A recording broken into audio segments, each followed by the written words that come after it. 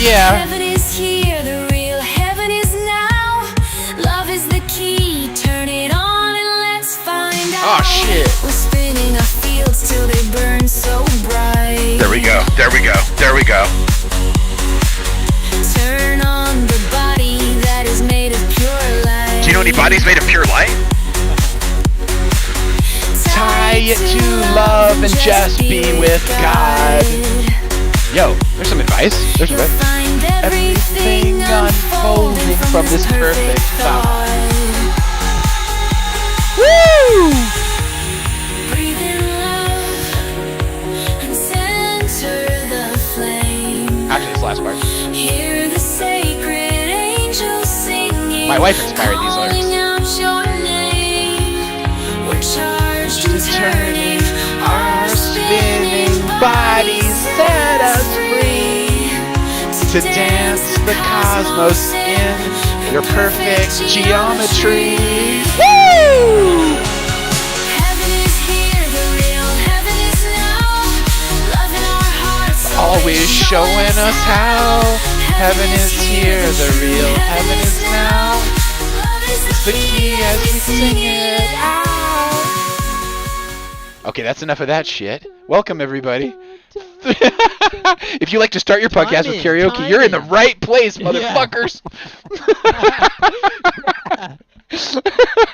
Hey, what's going on, everybody? Karaoke start off. I didn't even see that.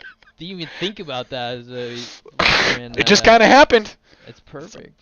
Part of the magical process that we're unfolding exactly here. How I want to experience karaoke.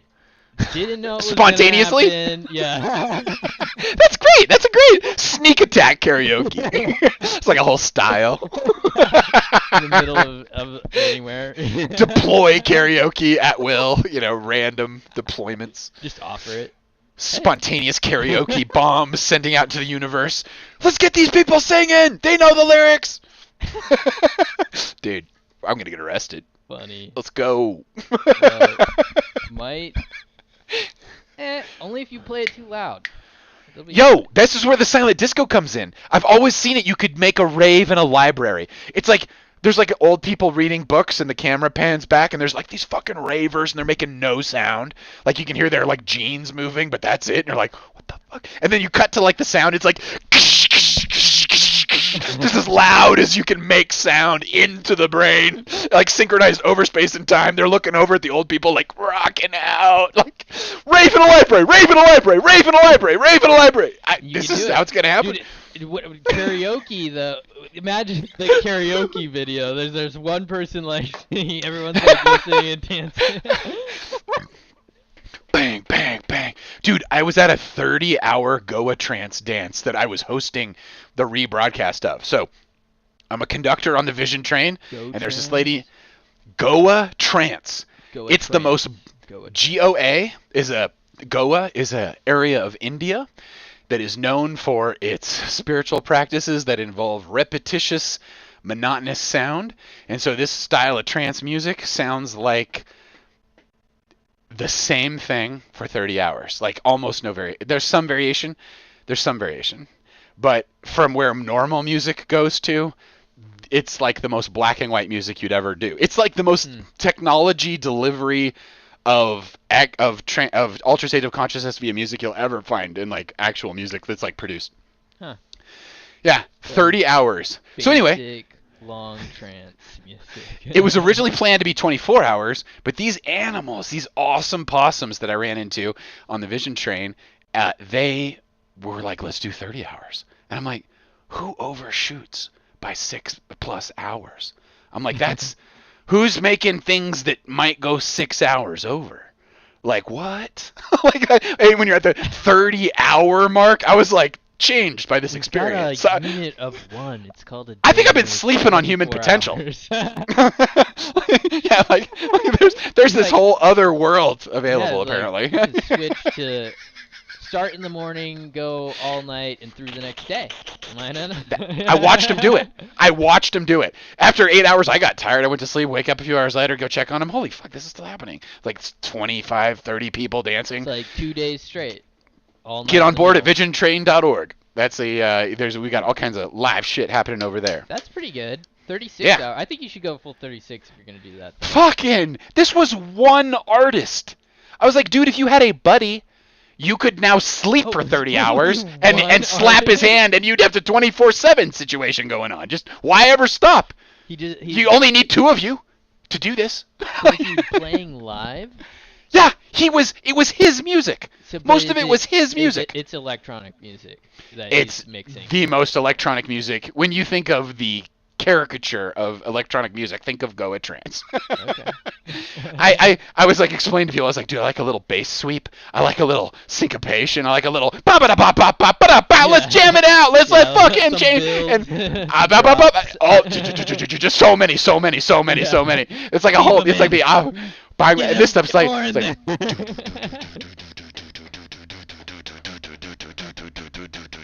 You ready for a change? Wait, you have to wait 31 hours for a change. It doesn't change! But it's so great because it's a music that if you can like put yourself in front of it for like 10 minutes, you're like, okay. It's like it's such a carrier wave. And that's there's just these huge groups of people just carrier wave for more than a day together. It's like, come on now. What's going on out here in these streets? What's going on? What's going on out here in these streets? What are we getting out of this? Is this on the internet? Can you just join in from your living room? Yes, you can, sir. Yes, you can. You can hang You sure out. can. If you wanted to, it's available. You don't have to. Just like you don't have to do anything. Like But there's 30 fucking hours of Goa Trance for free at a YouTube video. Well, anyway, There's I'm going on and on about it, but pulsing out into the universe, and yes, you can tune in.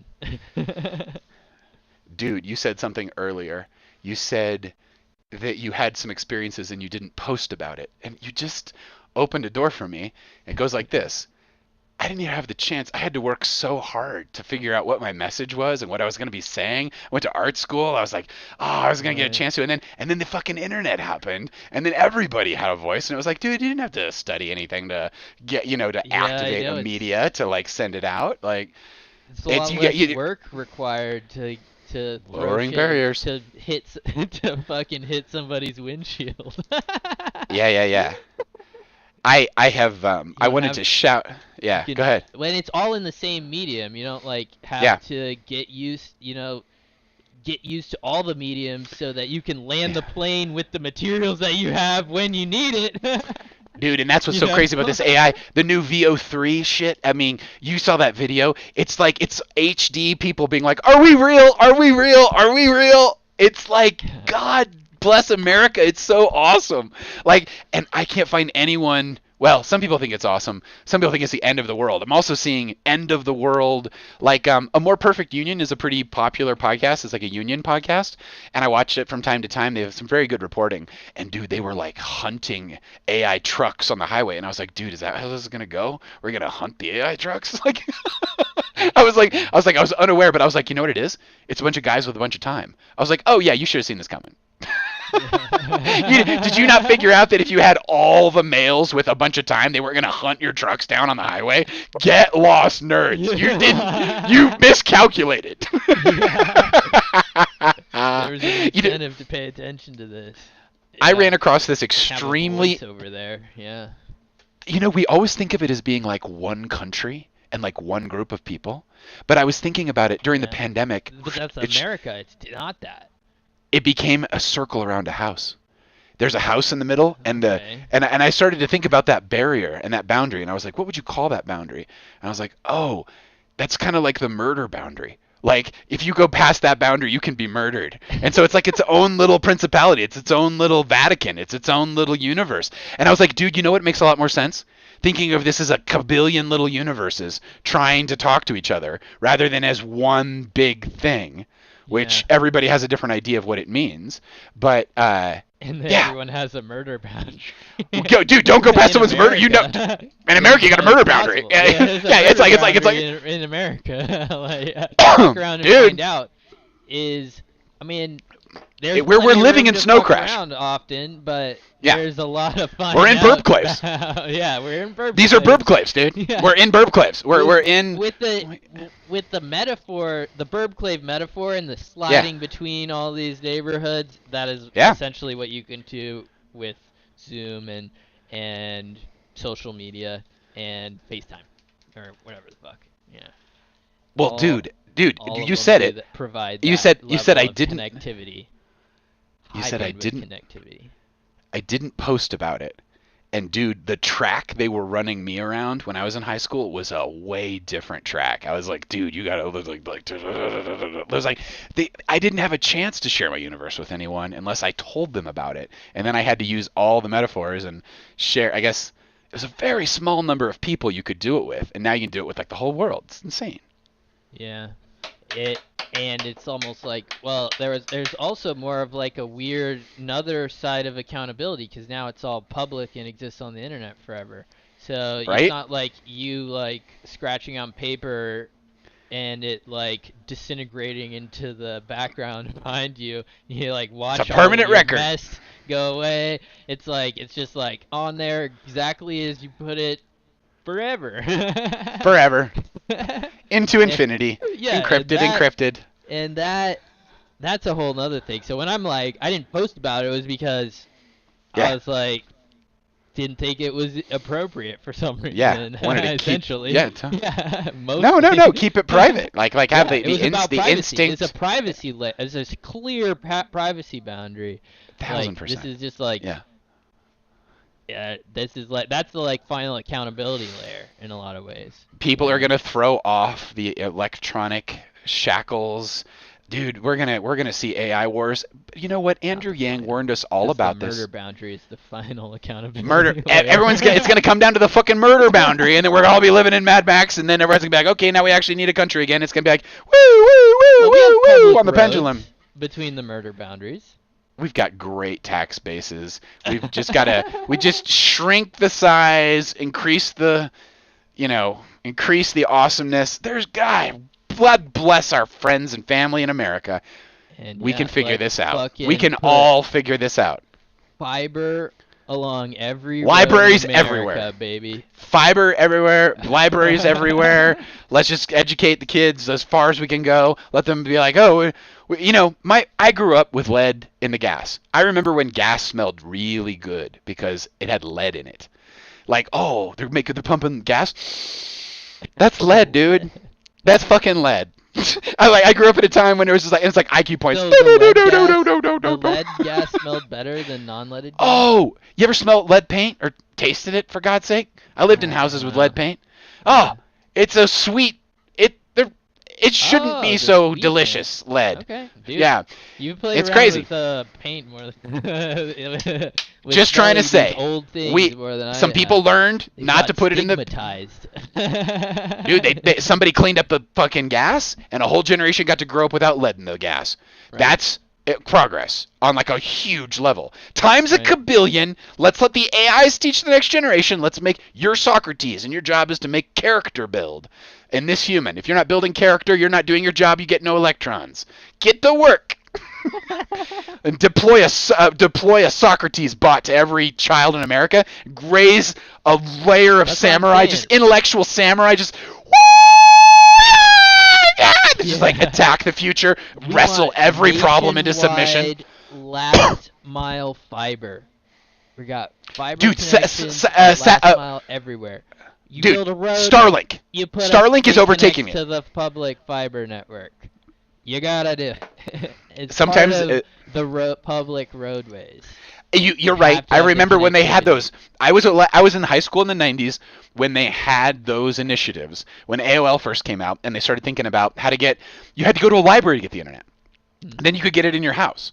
If you were my age, you hacked into universities as a child, and you could get in. Our fun states. Tennessee has a bunch of money that's being deployed to push fiber out into a lot of the middle cities. It's in all the big cities already. Right. But in between them. You guys have a great fiber system out there. That's unbelievable. Big investment. There's a few good. We have senators that push for a lot of that. Dude, they say that for Tennessee. My Perplexity topliners for technology were telling me about Starlink today, and how Starlink they've spent kabillions trying to get last mile fiber to like places that should never have fiber, and it's like, dude, you can get the same speeds from Starlink if you just put the money, but you'd have to put like 100th of the money into Starlink to get these kinds of speeds. So the government's thinking about just going, yeah, instead of us like, dragging fiber to everywhere, everyone point a dish in the sky, it's all satellites, let's go. And that works way the hell better. And then just like invest in it and like just like make it amazing, make it next level. And you could do it for a fraction of the cost, like overnight. And you just, sign up your house, they send you the kit, turn it on, or whatever. It's available. It's available at a reasonable price. And maybe they underwrite the price or whatever to send, the launches or whatever it is. Dude, I've gotten in a habit of asking Grok. The only way I get news now, I know this is so risky. You better tell me if anything happens in the world, because I wouldn't know. But I go to Grok and I go, Grok, give me only good news. And then it spins out a bunch of stuff, and I go more good news, more good news, more good news. And then it gives me something I like, and I go, oh, tell me about that. And then we go deep on that, and it's like I have like a documentary film about some awesome thing that happened. Dude, my sense of the world, it's all good. I only hear about good. Sometimes I'll let myself hear about the gangs getting murdered, by the ICE agents in my neighborhood, and I'm like, I support these events. like, let's definitely get the cartels out of the perp for sure. Yeah, for sure. They can totally live over there. Oh, by the way, did you know that the sons of I never told you the 50 cal story. The sons of what's the major drug guy who Pablo Escobar had 3 sons. Yeah.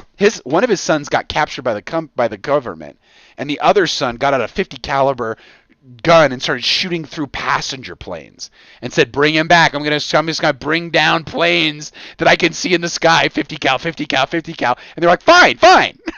and here was their demand of their government. They said, "All we would like is like we're over with the drug war. It's done. Here's how it goes.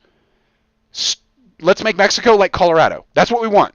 We want to be able to raise weed legally and sell it anywhere in the world, and we will become the best growers of weed you've ever seen, and we'll make more money than anything, and more than we're ever going to make on this other stuff. And that's all we need." It's a crazy global. That's the generation. That's Pablo Escobar to his kids are like, let's go free state of Colorado. Like that's some serious fucking progress.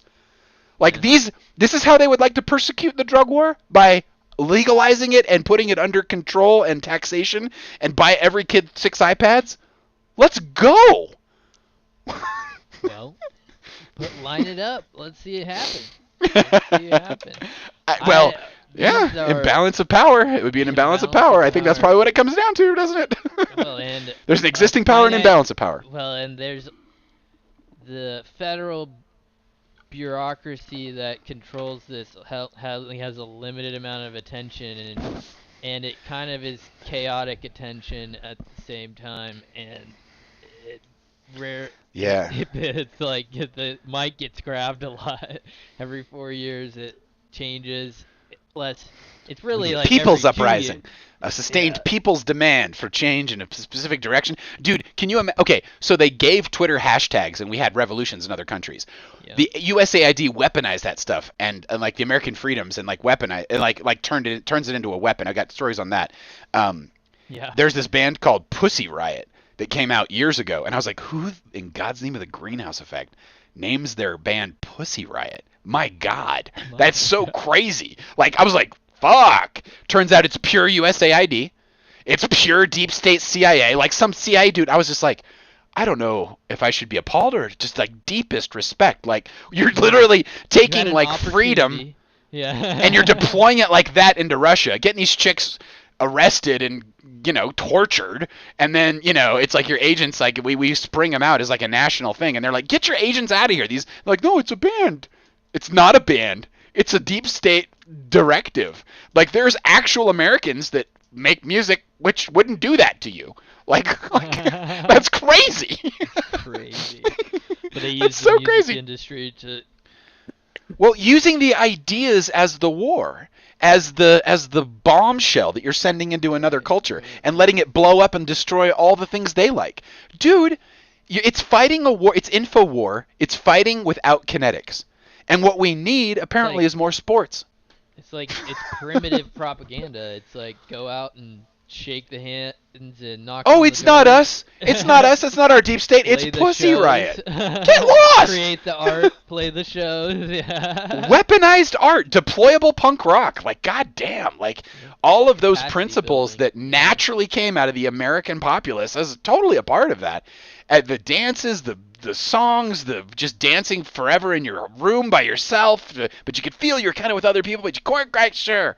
You know, it's just like, take that, but turn it into like a weapon and like send it to another country and let, like, bah, info war. Dude, people got to know this is happening. Country into any well, the smaller groups are probably better at not getting penetrated by idea bombs at that level.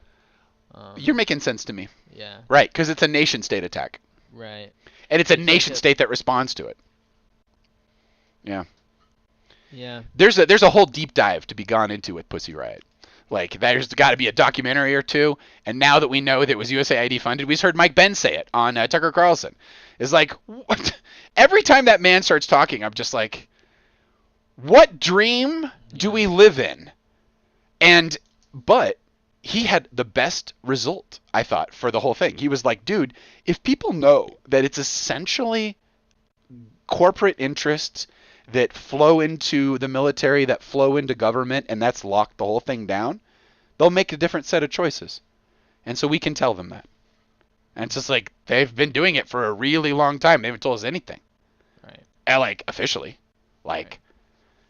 They should definitely Butley Smeller in like 1930, 1920. Yeah, they were like it's a racket. War is a racket. Butley Smeller, whatever. That's the whole deal. But it's like so crazy to me. It's so crazy to me.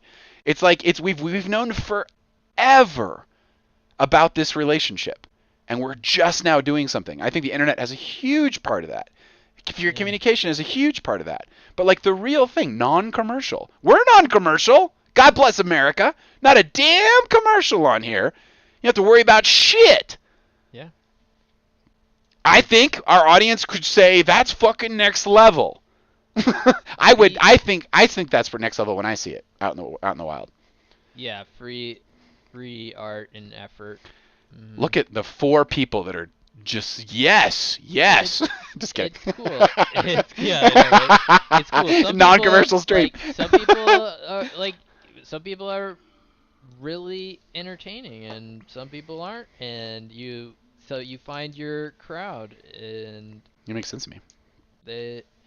This is putting stuff on the internet. I think over time it's insane how good the AIs are at like searching for what you want. That's the thing. We're making a long tail here. I'm gonna be like, look at my channel and give me everybody that's like that, and then it's a party. I'm not building keywords on every video. I'm gonna build keywords on my backlog, motherfucker. I mean that's the thing. An AI would have the token window and the memory stack to be able to see that, to be able to like look. If I change my lens and I look for a bright light that looks like that, I can see many of those, and I could connect them all into one basket, and I could make sure they all got to know each other. Or at least made the introduction, you know? And that's a serious service, because when you reach out, like I feel like so many times when I'm making art or I'm doing anything, I'm reaching out because I know there's someone else like me out there that's like just right there, like, or they're just right on the edge of doing it, or right on the edge of making it, or right on the edge of doing it, or something like that. I do not feel alone, even though it looks like we're alone. I do not feel alone. I feel like a huge number of people that are just like, let's fucking go. And these are my people. A lot of times. Yeah. Totally. That's what we're feeling like. So yeah, totally.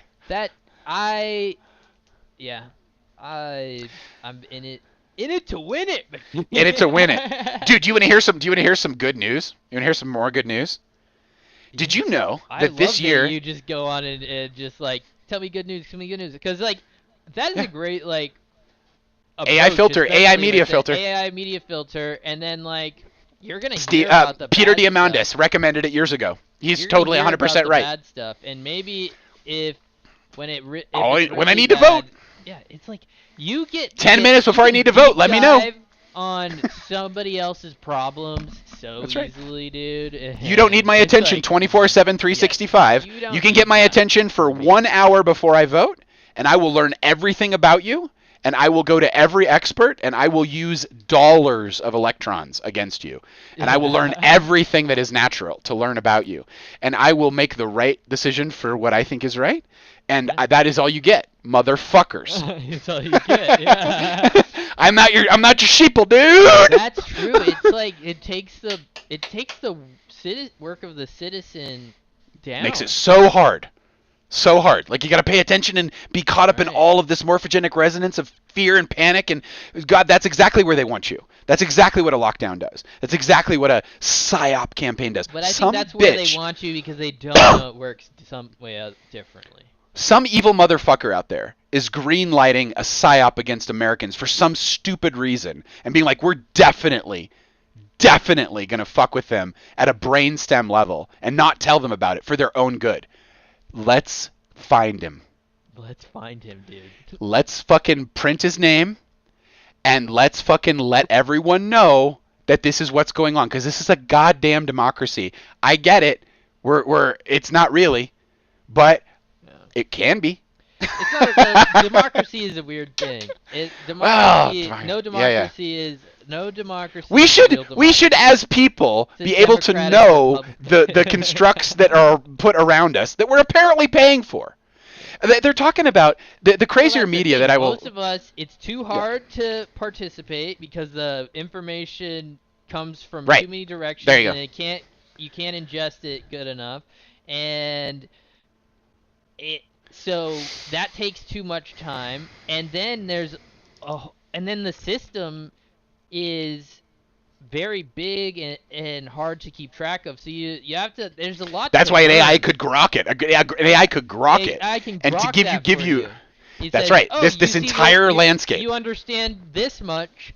Here's how to add on to that all the time, and it just really rounds out how much. Have you been playing with? How much information you can contextually ingest. Now you're using a lot of filtering technology, and you have to recognize summaries of summaries of summaries of summaries of summaries. If you're going to see even a piece of the big, you're going to need an eyeball that has that resolution, that can see and understand it all, and then turn it into successive language, step down transformer that your little brain can understand, because you are not cognitive designed to experience that. What it will probably be is you will design that. You will part of this tool will be for the integration to work with you personally. You've got to design how you want it to process your world and what you care about, and then probably some way to do that, and then it goes through your transformer, and that's ultimately the lens it uses. Ultimately, you tune it, because right now, OpenAI tunes ChatGPT, Perplexity turns Perplexity, and Google tunes Gemini, and so on and so forth. And all the other ones that are less named brands are using Gemini and ChatGPT with APIs, and they're doing this thing in the background that I'm saying the individual would do to curate their own transformer that then they can kind of trust the lens that they've built to view the world through with all of these tools. Yeah. The best people I've ever heard describe it would be like, give this power to so many people. That's why they're open sourcing it. That's why Mark Zuckerberg says he's open sourcing it. And then it's a chorus of voices that shapes the future, not a single one. Not open like and Microsoft like open sourced their they dropped a bunch of their allegedly they dropped a bunch of their code open because it was like it's just moved on so fast. Dude, since the Google I/O of this year, dude, I knew they were going to win this shit because they were talking about TPU, tensor processing units, like a kabillion years ago. And they were like, we're making data centers of parallel processing. They could see it coming. They made their own chips. They at the I/O, they said, there's no limit. We basically have this capacity. We're not even, let's go. Like they were like, we've planned for this. And that's crazy. But here's the cool thing. They released this. If you go to AI Studio and you go to build, they have released vibe coding subkits. So you can literally say, make me an application, but like make the interface intelligent. Make it talk like a parrot, but like a pirate, but like, like a clown or whatever. And then that's cool. So deploy to cloud right now. With user interface. Yeah. Well, what it is, you're getting to ride on these crazy APIs. And so you have an app that's a talking parrot pirate or whatever, it's like, and it could really do some good. It could but it's got that entire IQ behind it. It used to take forever to code anything like that. There's no way. And they just make this available to the whole world. They're changing the world. This is apps everywhere. This is apps everywhere. The language layer. It's the language layer for processing all types of information. Yeah. Well, all and types of information into different formats. It's like this integration layer for language in different formats. It's almost like language might be truth. Like good language, like language that gets repeated over and over and over and over again, might be the logos. Might be the truth. It's the logos. It's literally. What are we saying? It's already. We're saying we're taking the stuff of God, dude. Yeah, they already figured this out. It's like in the Bible, straight up. Totally, straight up. Yeah, totally. But you can literally tap directly into that intelligence, and there's something there, dude. Now there's this whole the ability to change the tone and language. That's the thing. Yeah. If you tell it, even if it has a lot of safeties on the back end, if you take it through your rationale, it's going to do what you want it to do, even no matter what it was programmed to do to tell. This is called jailbreaking it. They're breaking. Yeah, every time a new model comes out, there's like, tell it like this, and it won't have any. It won't. It'll completely submit to your will. Right. Or which is insane. So there will definitely be models that are good enough to crank data off social media in transparent ways that you can build a lens like this to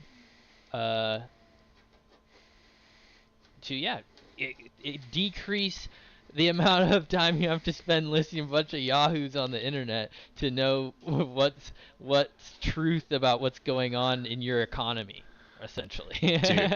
Dude, that's why you gotta have fun. That humans will be the only thing left having fun. Everything will be so taken care of. Like, dude, the conscription of AI workers into all cognitive labor. Dude, we had the Industrial Revolution. We saw what it was like when you took the physics out of labor. And our entire world is based on the machine discoveries the technology that we discovered that can turn raw materials into stuff. And that's why everything's standardized and whatever. If you have an infinite lathe in front of you, they can spit out anything. You're just out of that old model. You have a limited number of cycles. They're building GPUs that have cycles at parallel that are gonna do all of the rationale. Like you could you can expand the number of cycles that you can process, and then with these the parameters that we're talking right. about, you could keep yourself in line. Token window. Essentially. Right. Well, the movie Her was one of the Yeah. first. It was one of the first movies that described what it would be like if widespread AI happened. And Martin, he was getting us to read that book Q84 or something like that, and it was like I got into it, but I didn't finish it. But it was just one story after another about what, like, the only story I remember out of it was an insurance agency starts using AI like they would today. And what they do is they say, okay, this person, Paul, he wants to be a customer. Go out and buy all his data. He wants to give us a lot of money over a lot of time, and we want to maybe potentially have to cover him for a lot of expense. So it's worth a deep freaking dive into every digital trace this kid's ever done. So they get all of that, and they can probably extract from that what the probabilities of a whole bunch of things are, risky behaviors, a whole bunch of stuff.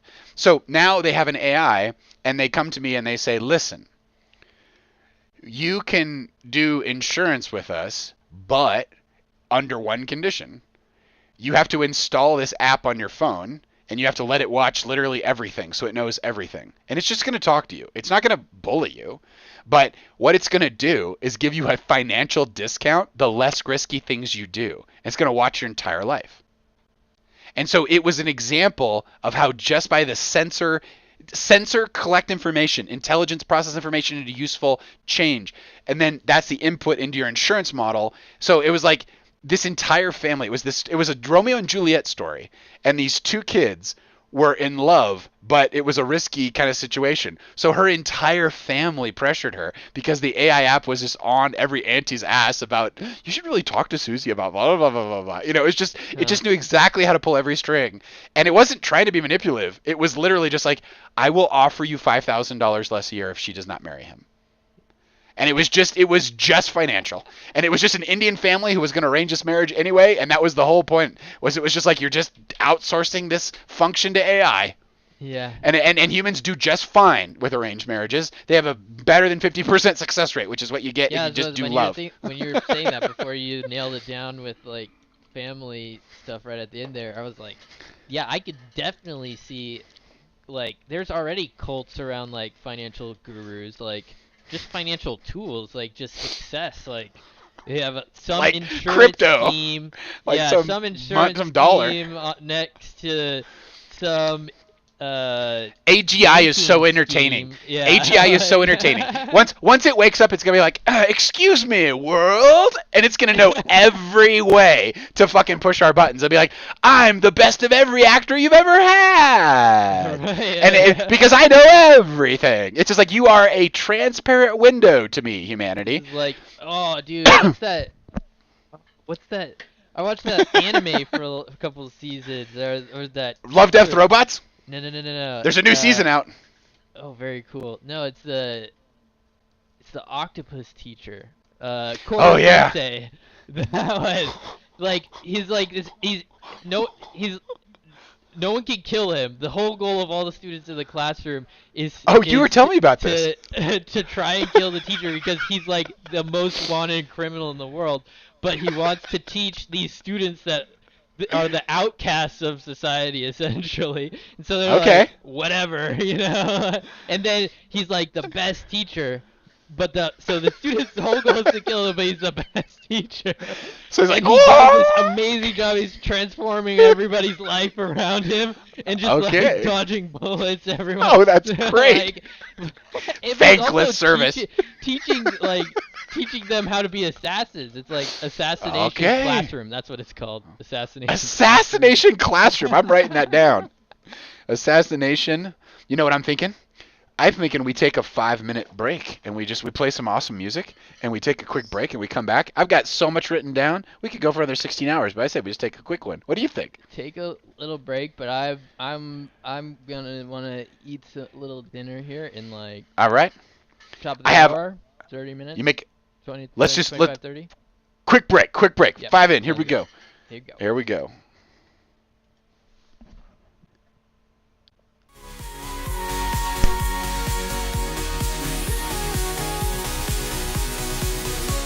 Open your eyes and warm your heart. Heaven's not distant, it's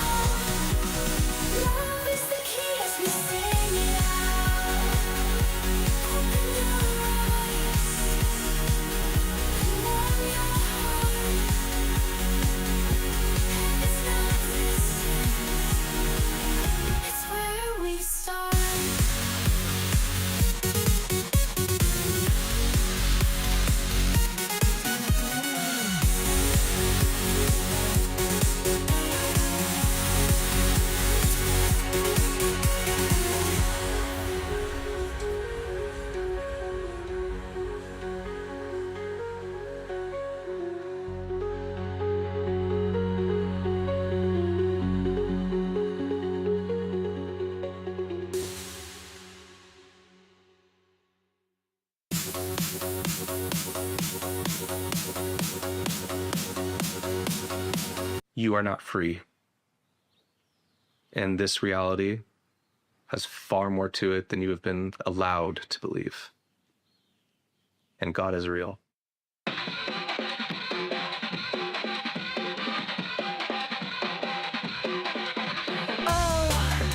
When I'm with you, the very world begins to sing. The moment shines and God reveals that we're everything.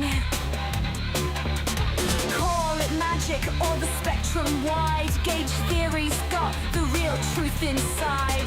Wiggle an electron here and infinity's there, rippling forever through this cosmic air.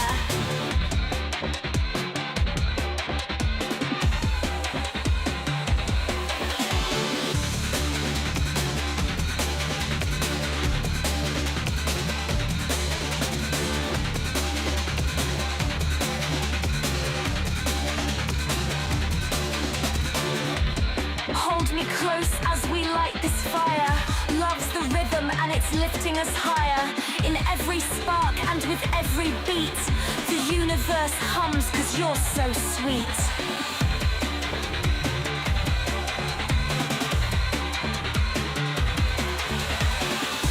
Turns out everything matters and it's all in the one flow, holding us from our core. It's the one thing we know.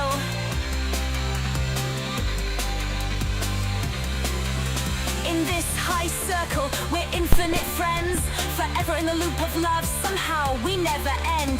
When everything whispers and everything hums, the future's a song and tomorrow's got those nice big drums. All right. Enough of that. That was a good one. Which was a good one? The That video? song. Oh, you like this song? Yeah. That's called The Theory of Gauge and Why, and it is based on my understanding of sacred geometry. Geometric unity. Eric Weinstein. I heard it. Yeah. In there. Yeah. I know. Like, Oh, well, hey, good. theory. You- Go. I know. It's about. He talks about a single circle, at a high circle, which is essentially the electromagnetic spectrum. It's the spirit. He's talking about the spirit. He's talking about the Holy Spirit. The Holy Spirit is everywhere at once, and it is what you are measuring with electricity and electrons is potential in this one fabric. And it's connecting everything. It's like the way that the morphogenic resonance goes between people. It's like the way that our thoughts are connected. It's the reason psychic everything works. But it's how the internet works too. I mean, it's like we're using pulses of it to keep we're track using of pulses to extremely keep- discrete things. Discrete things that we can still get the waves out of it. Yeah. Dude. Dude. Yeah. These got all these extra dimensions. Yeah. that he describes in a whole geometry Fuck. for it. He's got this Brian Callen interview, which, but he had this crazy interview, and I forget the guy's name, but he has this channel called Theory of Everything. I've watched a couple of his things. He's interviewed a lot of Pulitzer Prize winners. It's really good stuff on there, and he just pulls no punches. He did 3.5 hour deep dive into Eric Weinstein's geometric unity theory, explained it at every level. I got lost about 30 minutes in. I was like, this is silly. This is like a chimpanzee trying to figure out how Is that what cobalt you were- works. you were Yeah, feeling? I was like, nah. I was like, I don't have any of this. But he was really kind and returning back to common metaphors over and over again. So it was like, I don't know. It was like your dad picking you up in the pool and throwing you up. You can't throw yourself up out of the pool. Yeah. I was like, Can't see these over guys the are head, flying. but they'll These guys are help you up. flying in these areas. Yeah, they know all this. So what I did though, but I have Notebook LM. So Right, I that's what so I I was thinking. dude, I fed it in and I was like, break it down like you would for a high schooler. Mostly metaphors, dude. And it just spit out like 25 minutes. I was like, wow. I was like, I feel like I kind of got some words around that. That's great. Like, anyway, Then that song send comes that from that. to the song generator. Well, this came after that. That analysis that just came out a couple days ago. But that song was about I heard an interview on him. I've listened to so many interviews of him trying to explain it to people. But this 3.5 hour deep dive was really the thing, and that's the future. I think it's like that creator went away and did something of such immense value, and came back. Like, thank you so much. Like, we're never going to understand. That's how to, and then to share it with everybody. Everybody gets to rise up to that level. His point on that, Eric Weinstein's point on that podcast was that it's insane that the physics establishment wouldn't say anything because this was the most elucidating version of it. So it took like 4 years for someone to come along to like put it. He tried so many different things. Jamie, pull that up, and geometricunity.org or whatever it is. He has tried in so many different ways to put this forward, but it really took a freaking next level disciple human to like on it. He had to that's probably sending a lot of all of us. man, I tell you, if that kid started a Patreon again and was like, I want you to pay for the portal, I'd be like, I'm in. What am I in for? $10 a month? I'm in. I'll support your whole. If he could just get, how many people would he need at $10 a month before he could start whatever he wants to start and like do whatever he wants to do? Brett or Eric? Eric. Yeah. Not meant. He'd a handful. How early? 1,000? That would be plenty. That's $10,000 a month. That seems like that can. Yeah. Well, that's one person. I mean, that's not like a building. That's not like, oh, we're gonna need lots more. I can hear him yelling. A lot for a long time to come up with this theory. What I'm saying is that's great. I just want. Yeah. He's been trying to put legs underneath this for so long, in terms of like. You know, he's been asking on almost every podcast he's gone on for like years. Yeah, but he has an interesting way of asking. You know, he's so very these wines. Yes. These boys are very smart. They're very smart. They're extremely smart. They're also really good at helping a lot of people in a lot of ways. I think. I just love listening to Eric Weinstein. I can listen to any interview he cracks out. It's great, dude. I will listen to that dude talk. Yeah, there's certain people. People get turned off to people who are really smart and very confident and will run people over. Why? Like you can. It's a complete screen between you and the internet. You don't have to have the feelings. And that's what they say. That's what they say. They turn those people off. That's what they say. They don't watch those people. Yeah. well, dude, card pivot here. I have this thing on the front of my car. It's a little front plate. Says, if only closed minds came with closed mouths. Right. Because everybody thinks it from their own bubble. But you're that for somebody else all the time. Like, it's You're right. We should respect the hologram. Yeah. There is a center to it, but there is many edges, too. It's the principle of free... It's like a way of... It's a meme for the principle of free speech, really. Respect the hologram. Respect the hologram that everyone's like the same hologram over the same jewel, the jewel of Indra's net. Everyone's the center of the hologram, but yet it's all one crazy reflective hologram back out, mediated by the Holy Spirit. And that was the point with that lyric in the song, was that he was talking about the gauge, and you need. It's like it's what you're measuring when you're measuring electrical potential is literally an up and down in a wave function.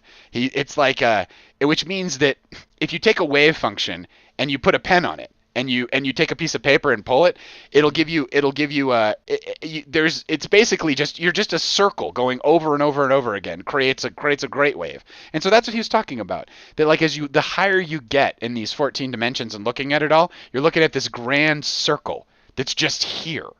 Mm-hmm. And it's like we're all manifestations of it, and we're all reflecting back into it, somehow drawing from it. We're all animated by the same spirit, the same electricity, for gosh sakes, if you want to get right down to it. We're all like, and that's the thing. You're all children of God made in his likeness. It's the same for everybody. Respect the hologram. Yeah. Respect that each of the holograms are maybe coming online a little slower than the other ones.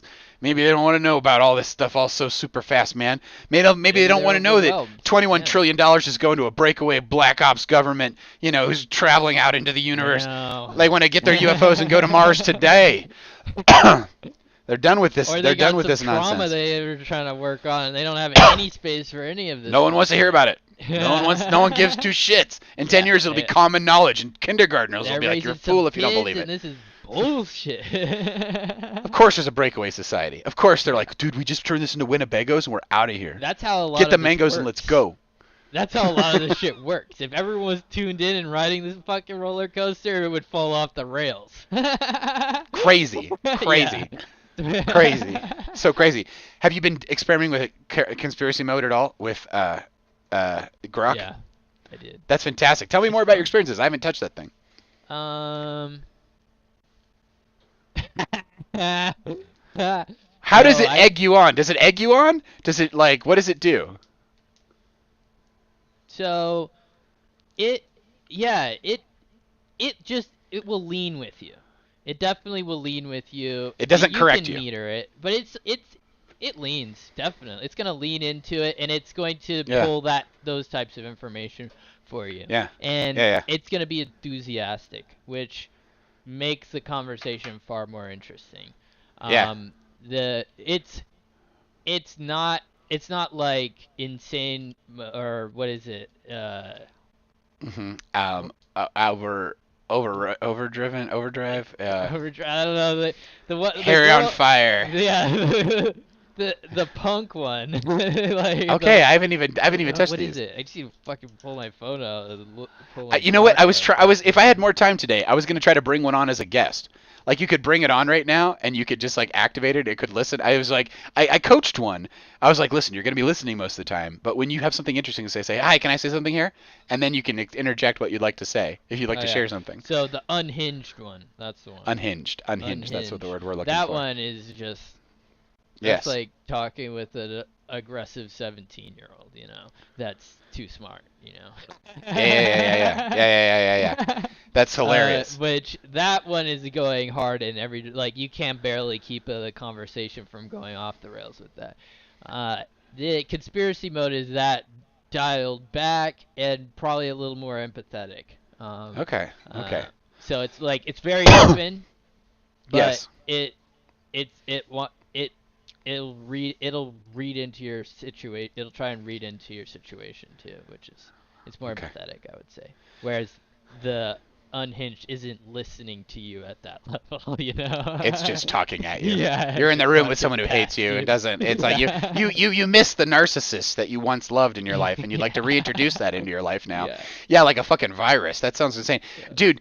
People should not spend their emotional energy on these things unless they're designed for it. I think. People are talking to Claude. I heard what was the actor? I forget his name. He was the boss in Christmas Party, I think it was. Anyway, he's from this part of the world. He's from Aurora. And he had multiple phones with multiple Claudes running, and one of them he would just tell all lies to, and he was like he was like Zaphod Beeblebrox to or something. He was like this crazy super ego. And the other one he actually used for information, but he didn't mix them. So he had different phones for him. And I was like, God, why would you? They're not designed. But then I learned that there was a one that was designed for EQ. So there's Pi, and Pi is silly. She only has a 4K window. She can't remember anything. She's like a pea brain, but she is trained to help you develop your EQ. So when you're speaking to her, she breathes with you. Level, but yeah. She slows you down. She asks you things. She says, "Oh, well, let's talk about that." She becomes a conversational partner, and her goal is to make you good at talking to people. I was like, "Oh, that's great." She's an attentive but informed conversational partner. She won't let you go forever. It's great. Yeah.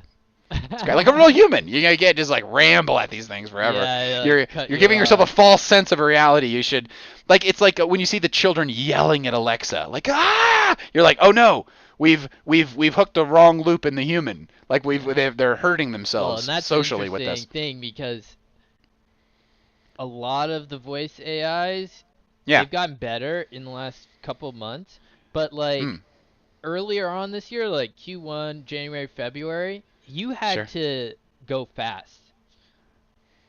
It didn't allow for much pause or it didn't it would just cut in, and then it would mess up every single time. It would asp on you completely, and totally. it was just it was ready, and then you kept saying the thing you just said, and it cut it off, and then it forgot everything, and then you're like, "This is a waste of my time." Yeah, and so that didn't work, but it would work if you had everything you had fully formed, and you just went, "Vuh!" That would work nicely. Totally. But you couldn't just ramble with it. Right. Dude, let me tell you about some good news. Let me tell you about some good news from the world. Number one. Okay, let's let all this in. crime, general crime, in the most crime-ridden cities of the United States, like Chicago and LA, is down by 15% this year. When people stand up to the mic and say, hey, there's fucking consequences, people go, okay. And the crime goes down. So you're saying, by being serious about it, by being more, we're going to enforce it, you get less of it? What are you, for it? Like you like your fellow neighbors getting crime committed on them? You think that's a good thing? Why would you do anything that supported that shit? Right. Like, fucking knock it the fuck out. No crime for people, dude. No crime. Anyway. Nice. The thing is, the justice system is a two-edged sword sometimes, where you're talking generally in these cities. Yeah. I think a lot of people Chicago, 15%. That's huge. That's like that's real number. That's real lives that are alive today, not dead because of the crime. Like, that's a lot of people. Like, that's crazy. Did you know that the bald eagle is at its maximum as a species it's ever been? There's over 300,000. More of them? 300,000, a legion of bald eagles in the United States. It's the highest this species has ever been counted. It's because of habitat preservation. Motherfuckers, we're releasing the eagles on you. We just were breeding the eagles here. We are eagle people, and we will get you with our eagles. Or something. Did you know that President Trump established the National Center for Warrior Independence in Los Angeles, which will house over 6,000 homeless veterans? Huh. Yeah, they're going to give 6,000 vets. They're going to be like, hey, man, you're on the street, but are you a vet?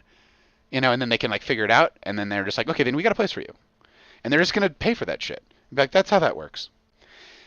Did you know that the United States has reached 25% of its energy use is now from wind and solar? 25%. That's crazy. Like, it's just been creeping up, and it just hit a quarter of every electron you pull came from wind that was just going to blow by anyway, and sunlight that was going to hit the ground. Wind, solar, hydro too. It's all renewables, so it probably includes everything. Yeah. Cool. But those are the ones that were listed as being the prominent ones that were contributing to it. Did you know that in Q1 of 2025, or about the time of now, the number of small businesses started in the United States is 10% higher? So 10% more small businesses are kicking ass and taking names and getting their first legs underneath them in the United States of America than ever before. So, like, well, than last year maybe at this time. Or it's a 10% increase. Or a 10% increase? It's a great question. Yeah. I should follow up. Well, that's good. I mean, they need to rebound after COVID for sure. And something near and dear to your heart, and this is my last piece of good news for you. Did you know that single-family housing are at a 2-year high? And in April, they are more than 8% higher than they've been previously. So there are 8% more houses of 8, or is it 8 or 18? We're just going to go 18 on that. I think it was 18. I forgot to put the 1 there. That 18%. Makes sense. That's a solid figure compared to what all these that makes sense to me based off of having too many conversations with people who work in the industry. Yeah. You make sense to me. Well, that's your good news for you. Fact would have been perfect from the first one, and I would have been like, oh, okay, that makes sense. That's like real data. Yeah, totally. There's dude, in Futurama, there's this episode where Fry, the main guy in Futurama, he drinks 100 cups of coffee in one day, and when he drinks his 100th cup, he becomes like Zen enlightened, and like this golden light like follows him, and he can like move faster. He is moving in slow motion through the world, and he can like navigate everything perfectly. But it's only at the 100th cup of coffee. For the previous 99 cups, he's just like drinking more coffee. Then he hits like the magic place. He hits a plateau. I totally thought I'd just tell you about that. Oh, thanks. Is that totally. Good news? Well, no, the good news is over. This is just stories now. This is just stories. Great. Yeah, the good news is a good segment. I think we should keep that segment. Dude, I'm with you. I feel like it's my job now to like find the best good news. I will keep my ears to the ground for the people and let them know the good news as it occurs to me. Come here for the good news. Looking for good news. That's a great one. Right there. Dude, why let anything else in? Why doom and gloom it, dude? Dude, that video you were sharing on the chat with Brett Weinstein in it, and he was like talking about AI safety in the most sober way I've ever heard anyone speak about it. Because it's fun to be all gung ho on the AI, but there we should definitely be taking precautions so it doesn't like destroy us, like it could easily do. You Like have a economics-based conversation from like Andrew Yang warned us about all this, dude. If we would listen to what Yang I in got 2020, most we from would have. that conversation was what he was telling the rest of those very smart, successful gentlemen. Yeah, Is the guy who made Replit.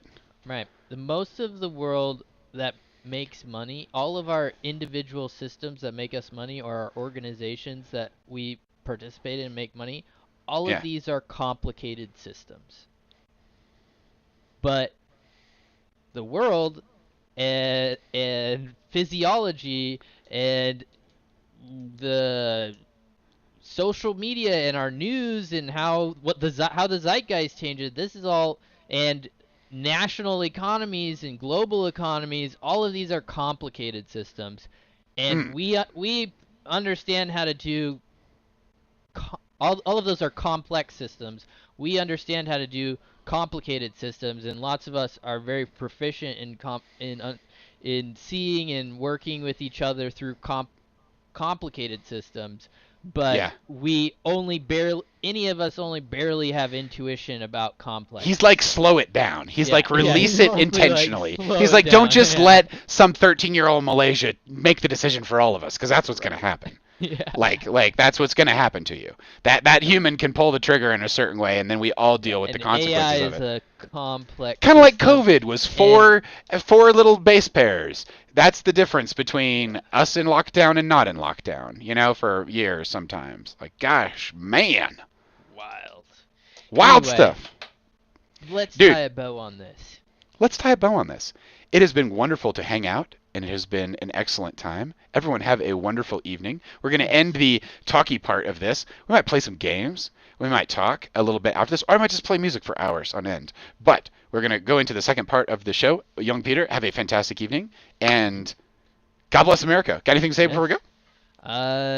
No. This has been fun. I love the good news section. Yeah. I think we should add that segment in. I think that totally. We'll continue having awesome conversations on Thursday nights. I have so much ink in the well, it's ridiculous. We could do this again for another 3 hours, for what I'm looking at in front of me here. Yeah, all good in the hood. Slow start because of other stuff in life, but we are trying to aim at 6:30 Eastern time. Boom. It's all good. It's all good. We're filled with light, and we're made of love, dude. Here's the thing. Nobody's watching now, so we get to do whatever we want. That's the key. We're like infinitely free, and people on the internet in future times will be like, "Oh my God, was that what it was like before the war?" It's like, just kidding. Well, it's like, oh, that's what it was. We're like documenting. Exactly. We're a little slice of life here. The singularity. 25. Exactly. Just time's a circle. It's like we're clearly going to see ourselves looking back in the mirror again. That's the cool part about the internet. If you stare deeply enough into the internet, you will see yourself staring back. You're even with all of your interests and your awesomeness, you're probably one of 12. If they all got online and started broadcasting. Think about it. All the social media pushes you into a silo, and then you see the same shit all the time, and you're like, God, I want to change it. Well, dude. Well, we're gonna have a great conversation next time as well, dude. Have a wonderful, wonderful evening, and have a fantastic. Yes. Godspeed on the rest of the stream. Enjoy the space. Enjoy. Create, sir. Ba-boom. Ba-boom. We're getting started immediately with the good videos and the great music. Here we go. Beautiful. Have a great time, everyone. Peace.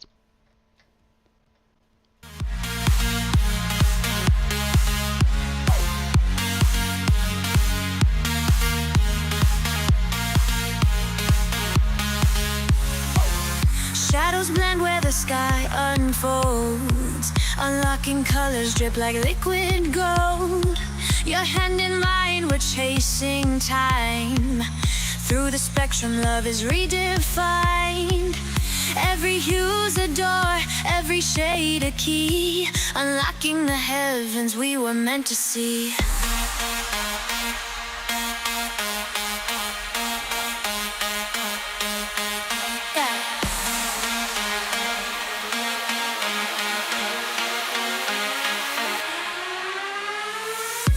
Crimson whispers, violet sighs. Clouds ignite as the daylight dies. Awe and wonder in the amber glow. We're falling fast, but I'll never let you go. Every hue's a door, every shade a key, unlocking the heavens we were meant to see. Gradients, all they pull me in. Sunset gateways where new worlds begin. In the purple and in the blues. In other dimensions, our secret rendezvous.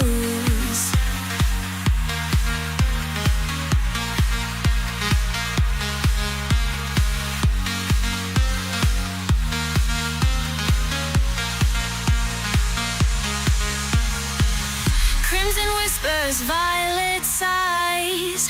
Clouds ignite as the daylight dies. Awe and wonder in the amber glow. We're falling fast, but I'll never let you go.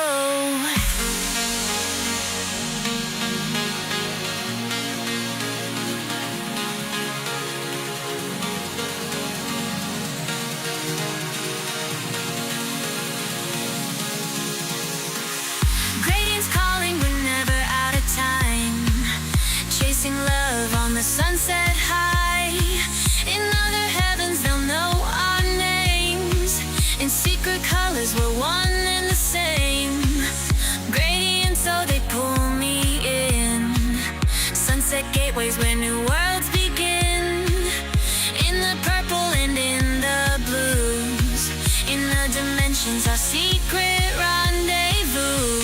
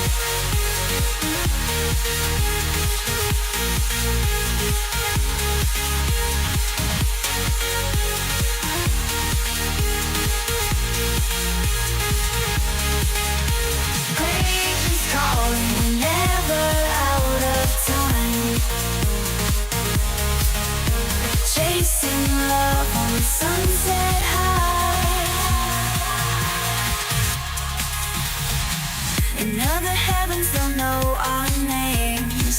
In secret colors we're one and the same. Radiant, so they pull me in. Sunset gateways when new worlds begin. In the purple and in the blues. In other dimensions, our secret rendezvous.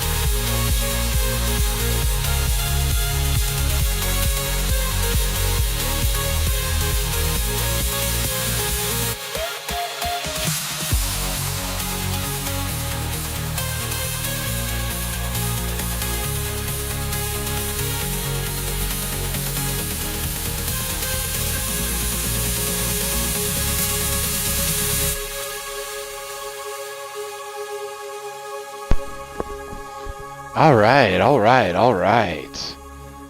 Let's bring this spaceship into a spherical orbit here and reorient the various palindromes that have kind of caught on around here. All right, let's do it. You know what? We're going to just jump on in and play some games. Let's go to some classic levels. We're going to ride solo here. Anybody who wants to join me, maps.decorio.com. That's how this whole thing started. It is awesome to be with you. We've had an awesome time with Peter Danielson, and we are going to continue that excellent awesomeness. Hey, listen to this. You are not free. And this reality has far more to it than you have been allowed to believe. And God is real. That was the insight of the gentleman who released the Immaculate Constellation sort of information. An Immaculate Constellation is an HD archive of UFOs, as HD as you'd ever want, with a lot of information about culture and who it is and what they do and how it works. And that was available for a time on a secret network that he was a part of as a member of he was like a, intelligence analyst. And there's an area where they can all see each other's work. And he stumbled onto this thing, Immaculate Conception. And it was the archive of everything you'd ever want if you ever wanted to explain to someone that UFOs were real and what was happening there. And he learned a ton of stuff. And then he tried every which way he could to bring this to the attention of the people around him and his superiors, and they said to essentially forget about it, and it disappeared off the network. And then when whistleblower protections came out, Jeremy Corbell and George Knapp and the Weaponized podcast played a huge part in bringing that to Congress and preparing the whole thing. If you watch the Weaponized podcast, they basically did it. They made it happen, and they brought that information to the public in a way that lets them what it does is it's essentially the honeypot of all, it's the super trove of all super troves. And when the name Immaculate Conception was released minutes before the congressional hearing, the final information about Immaculate Conception was circulated via the staff, and there was all this tomfoolery and there was all this attempt to deceive and minimize what it all meant. And this gentleman, I forget his name, but he's on this 3-part series on the Weaponized podcast, and in this whole process with Immaculate Conception, he talks about what it all kind of means. And that is his final conclusion in the end. That is his final statement, that you live in a world that you're really not even allowed to understand, that the information about your world is at hand, but it's being withheld from you, and that God is real, that there is a balance in this universe, and that there is a personal, benevolent, amazing being at the heart of the whole thing. And it's not a terrible lot different than you. Mark Twain once said that when you go looking for God, what you find is that the thing that is looking is seeking itself. I think that's basically what it meant. I have to go back and revisit that quote. You know what I'll do to find out what that quote is? I'm going to go to Perplexity. 333 on the blue meter up top. I'm going to go to Perplexity, and I'm going to say do a deep dive, and I'm going to say there's this Mark Twain quote like this, and it's going to find it for me. And it's like doing 1,000 Google searches. And so I remember when the Google search came online, and there were people that had cell phones like way back then that you could just barely start doing like live searches. So when you were in conversations with people, you could like search for stuff, and people drove some older people insane. Like, you can't bring Google into this, but it's like the best. I mean, in terms of like, that's what podcasting is, more or less. I mean, that's what young Jamie has proven with his presence on the JRE, is that, if you've got someone to look it up, Jamie, you've got an expanded thing. The thing I've always wanted for the JRE, like if I could do anything, I would give them this. I'd suggest this. Number 1, have a series of AIs that Jamie is using instead of Google searches. It's a much, like, pop off the deep dive, get the full thing, get it synthesized. If you don't trust, use Grok. You can trust Grok. If you don't like the spin on a certain social issue, you can go get a second opinion. But what's really cool is that you could kick it off on multiple ones, and then you could have an even yet another layer where you integrate that. So for example, you could have a deep dive into a particular subject on ChatGPT, on Gemini, on Perplexity. You could pull. I wonder if in the future if any of these are still around. It's hilarious. These might just be like our version of a startup, and they're not going to be around for forever. But anyway, you can go to these things and get like a deep dive that you can export as a PDF, and then you could take all of those to an LLM that has an extremely large context window, like your Gemini Pro 2.5. It's got a 2 million context window. In the future, they're going to be like, that's hilarious, because they'll have like context windows of like terabytes and stuff, and like, you know, gigabytes, and just like incredibly powerful big brains. But anyway, the what I was saying is that you can go to Notebook LM and you can upload all these sources, these PDFs, and it does a really excellent job of summarization, and you can guide the LLM to give you output from that, yet another deep dive that is a synthesis of all of those. So there's ways that you can filter. You can if there's any bias in these things, you can balance it, and you can certainly detect it. And in the future, there will certainly be open source, you know, LLMs that are like designed to find those sorts of biases and balance them, or whatever. I've found that at this stage in the game, they haven't been programmed. They're too new. It takes too much time and energy to like politicize them. And like, there's a new one out next week, so they don't have time. They've got to like release it kind of hot to the chrome. And so that's working in the favor of people who want, you know, some unfiltered media, and that's what we were talking about with the good news. That like, yeah, you can just that's kind of a challenge I would give to everybody, is to try to turn an AI into your news source. Grok is a great one because it knows about Twitter, and so I think it's worth the investment in the extra thing. I truly think they're doing something cool over there.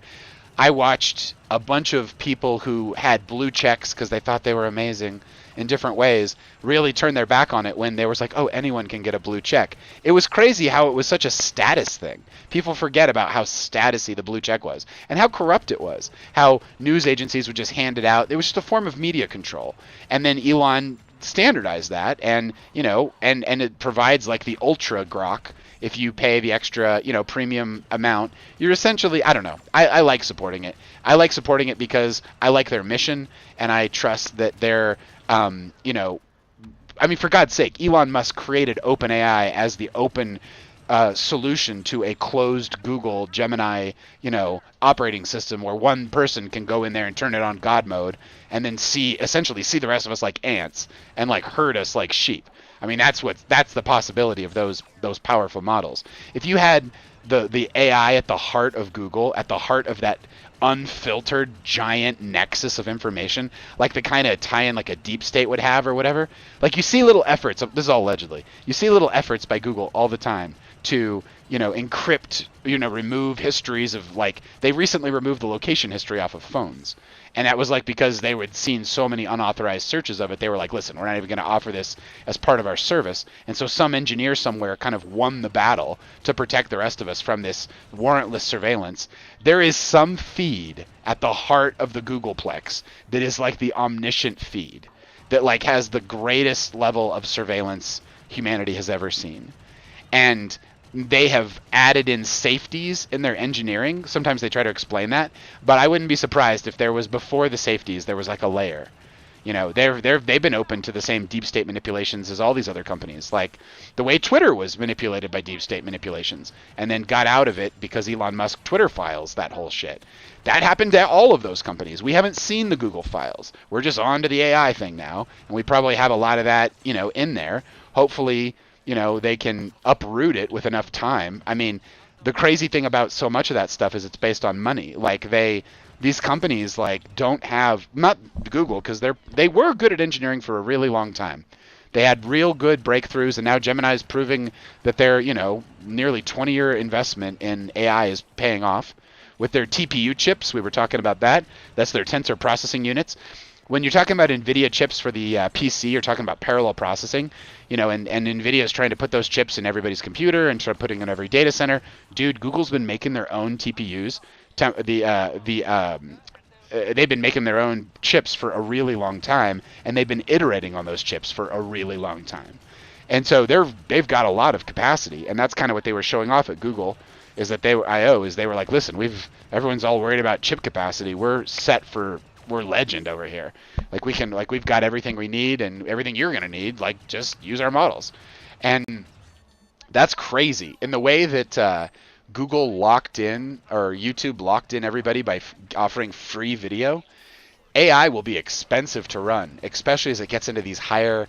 Google's been optimizing their data centers for this kind of efficiency for more than 20 years. Like, they've been investing in data centers that are by water sources, so that they can essentially be green, and really be green. Like, it's the flow of water that runs your Gemini searches. So when the mobs inevitably come and they're like, AI has all these reasons for not being that amazing and like super awesome, they're gonna say, dude, our shit's run on water. And like renewable energy. Like, they've already got that box checked. They've checkmated you on that shit. So there's like, it's very interesting to think about the social dynamics of the upcoming AI revolution. Dude, let's listen to a little music. Let's launch another level. Let's freaking go. In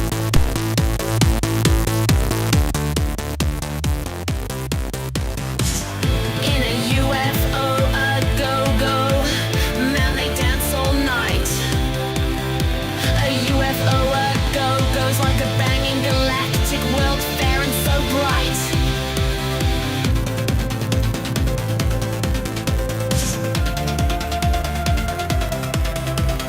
It's a UFO, a go-go. Oh, flash that blue beam. Is it a UFO flap, or are we just living in a small, small dream?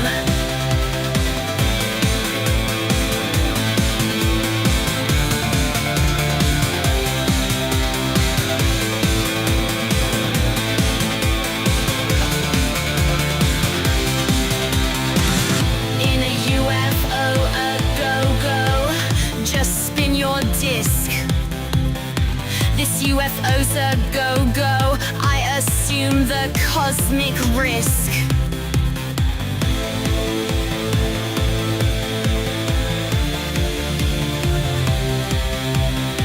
A UFO, a go-go, so no more lies.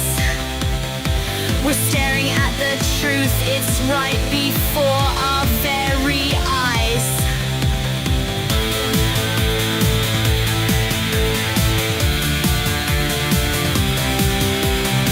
It's UFO, a go-go, till the truth is fun.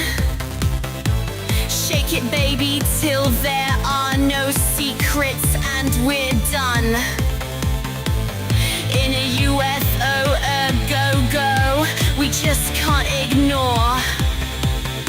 Maybe some cool friends out there, and we want so many more.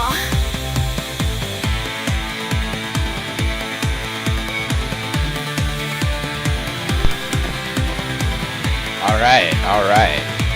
Let's bring that down.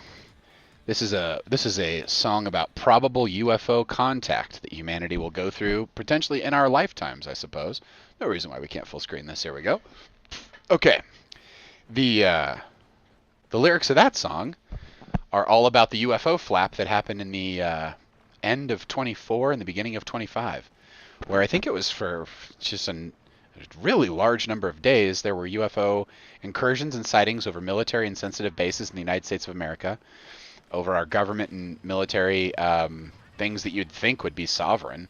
You'd think you'd have control over that, like you could decide who gets to do that and not. But the presence of these UFOs showed that we didn't have that power. And there's been a lot of speculation as to who did it and what it was, and if it was a mix of maybe things that we had, maybe the things that weren't from humanity. One of the coolest things I learned from the Weaponized podcast, of many cool things I've learned from their podcast, is that one time one of these gentlemen was talking to someone pretty senior in the military, I think it was in the Navy, and they said that they had exquisite listening devices throughout the ocean floor of the universe, of the world. and that they had the very keen ability to see and detect the movement of things in that area, and that the movie The Abyss was a pretty good metaphor for what was going on, which is hilarious because James Cameron spends all this time underwater in the deepest parts of the ocean in ships that he's built to be there, and makes movies about like The Abyss, which is, about contact with an alien at the bottom of the ocean. And it's this idea that if there was an advanced enough civilization, they could simply live at the crushed depths in the relative peace of the electromagnetic spectrum, essentially undetectable around them, because the vibration of their universe, if they were hiding or they were in a civilization that could detect the presence of each other through technological means, if you were underwater and deep away like that, you'd essentially be invisible. So you could, if you had a Winnebago and you were trying to get away, you might find yourself in a deep ocean of a planet, more or less. And so there could be all kinds of stuff down there. And what's cool about the Weaponized podcast is you hear one story after another, but the one that's occurring to me now is this guy who was a person who was on the filming crew for George Knapp when he filmed his Netflix special. And that guy's job was to take boats of wealthy humans and fly them and sail them out of like San Diego, and then like make them arrive like in port relatively reasonable in Hawaii. But someone has to actually, you can't just like drag a boat behind another boat. You have to actually have someone sail the boat there. And unless you're sailing the boat and you want it to show up there, someone's going to have to sail the boat. So that's what he did. And he was talking about seeing giant things, craft and shapes and orbs come out of the ocean, like giant things, when he was northwest of Hawaii in like one of the most remote parts of the sea, apparently. Like you can chart, if you look on a map, how far in nautical miles you are from the shore anywhere, and this was in literally one of the most remote places. Like if you had an AI and you were in a spaceship and you were scanning a planet, it would be like, let's park here, where you have the least chance of contacting the indigenous life or whatever, And then so much of the stuff I see with UFOs just feels like AI-based like security systems. Like if you had a ship parked in the ocean, it would want to like pay attention. You'd say, hey, pay attention to everything around us, and if there's any problems, let us know past a certain level. So a certain amount of the lights and the intelligent, plasma that's, transmitting, information back or whatever it is to, some sensor setup. It's some part of it is you're just setting off someone's home security system. If there's like a craft out there that just doesn't want to be seen, and of course it wouldn't want to be seen. Like that's like 101. But anyway, so I've also wondered about, like, if you've got all these detailed sightings in the media, this isn't on Weaponized now, of like the family that had they thought they had a UFO or something crash in the backyard. They had a disturbance. When they went in the backyard, they felt like they were looking at figures, large figures, like maybe passengers potentially of that UFO. And that they might have had like cloaking technology on, which makes a ton of sense. Like if you're going to be out and about and you're an advanced civilization, why wouldn't you have some kind of suit that you could wear that like made you, like we wear a wetsuit in the deep ocean, and Joe Rogan's always talking about this, the Hex, there's like an electromagnetic wetsuit you can wear that's supposed to shield your particular electromagnetic sensor. Like a lot of predatory fish, like sharks, for example, have sensors in their snout that can essentially find and detect fish and prey based on their electromagnetic signature. So what this system does is it allows you to swim in the ocean and not leave an electromagnetic spectrum, which means that you can get really close to animals, and because they rely so heavily on that spectrum, because it's worked really well, there hasn't been a species with technological shielding they had to adapt to forever. So you're kind of invisible to them. That's what's probably happening when someone crashes in your backyard or whatever. And like, I'll just say it. When I lived in California, those people, the entire space there was less grounded. There was more crazy stuff going on in LA psychically than you experience in the Midwest. It was more ungrounded. It was more crazy. Maybe it's more people at that time. This was in the 90s, the early 2000s, I guess late 90s. That there's more people that are like in sort of the imaginal space rather than in like a grounded space. Like in the Midwest, you got a lot more farming. You got a lot more like trades. You've got some places have more creativity, but in LA, it's almost all brain acting, like mental space, right? Like properly delivered art would have a mental trace and a mental life that could be, experienced in a way, recorded. Captured would be another way to say it. Anyway, where am I going with all this? Okay, that recording of the Immaculate Constellation, dude, that's what he said at the end. You are not free. And this reality has far more to it than you have been allowed to believe. And God is real. So that was his summary, which he said that if he got captured or caught, or he was now, unfortunately, having to break the law by coming forward and showing his face and saying what he knew. But he had tried every other reasonable way to share this, and he had been blocked at every turn by nefarious groups, and he was essentially standing up to those groups and saying, listen, make yourself known in public like I am. I want the protections of the Congress. I want to legally disclose what I know is true to our lawmakers so that they can properly oversee these programs and the outputs of these programs, which has probably been all hoovered up into an alternate civilization. That's completely conjecture and allegedly all the way through, but that seems incredibly reasonable.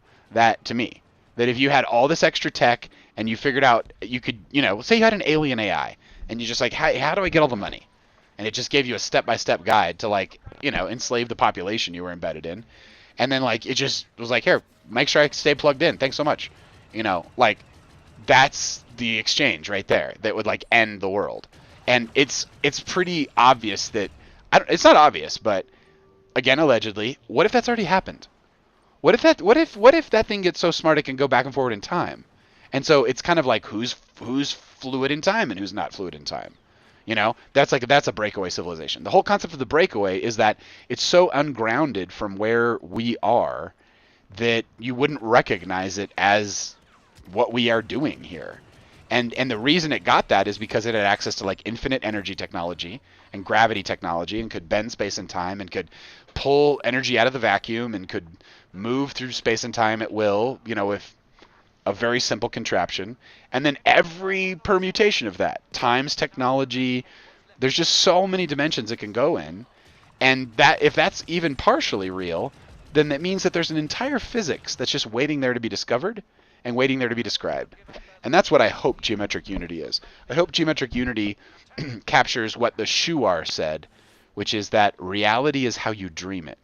And that was the tribe that John Perkins studied with, and he wrote Psychonavigation, which is a great book about how these indigenous people travel spiritually. It isn't a how-to. It's just a description, anthropological description of how it works and some insights into it. But he wrote that, and he wrote The World is As You Dream It, which was about the Shuar, which is an ayahuasca-taking tribe in Colombia. And he found it in the same way that a person I learned a lot from, the guy who founded the Foundation for Shamanic Studies, Michael Crichton is the only thing. Michael Harner. He was when he was a kid, like a teenager, his housekeepers were Shuar, and his parents lived in Colombia. And his housekeeper said, "Hey, man, can we take this kid and see our holy people? Because we would like that to happen. Because he clearly needs some transformation, and this is the time when we would normally do that for them." And his parents were cool enough and liked that idea enough that they were like, "Yeah, sure." So Michael Harner went and had traditional and classical rites of passage initiation with the Shuar, and out of all of that experience and then probably years of contact with that tribe, he developed a non-drug technique of 4 to 7 cycle per second resonance just from monotonous drumming that didn't require ayahuasca to get in the altered state of consciousness, that you could instead enter into the state of consciousness with a drumming tape. And you can go to the Foundation of Shamanic Studies website, and you can listen to one of his original double drumming tapes, which is my favorite one. I've been using it for years and years, decades and decades. there's a lot of people using that tape, and it basically has its own morphogenic field around it. I have a personal morphogenic field around it, but many people use that tape and like tapping into the shared space that recording holds, which is its own little idiosyncratic differences between two people drumming at the same time and trying to stay in harmony, but also going into a shamanic state of consciousness. So there's a little natural speed up and slow down that's a part of the rhythm of the drummers. It's completely organic. We were kind of criticizing Goa trance last night. That's what I would like to see more of in Goa trance. I would like to see more of the organic, what's sometimes called the slip, or the humanization factor on the drum tracks, where you get a little bit more variety. I bet there's people that say that's crazy, and I don't know what I'm talking about, and that's totally true. I don't know what I'm talking about, but I think the human aspect of that drum tape is what keeps me interested in listening to it all of these years later, like over and over again. Like, it's still my number one way to journey, even though you can journey when you're dancing, you can journey to what's cool, bells, and any kind of rhythmic sound, like a Goa trance. You can journey to all of that. That's not an unshamanic way to listen to 30. Oh, geez, you don't even need 30 hours. You need 15 minutes of Goa trance, and then you can pull back. You can get a great experience off of that. Let's listen to the rest of this track, and then let's let's start a new track. Here's a little something I made. Let's go. And start over.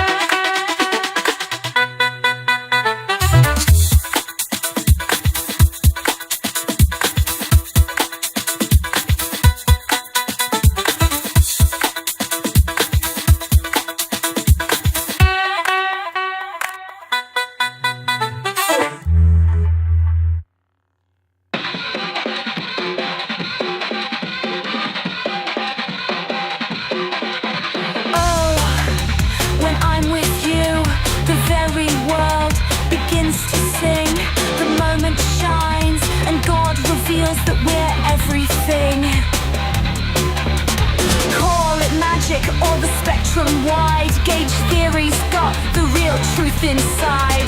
Wiggle an electron here and infinity's there, rippling forever through this cosmic air.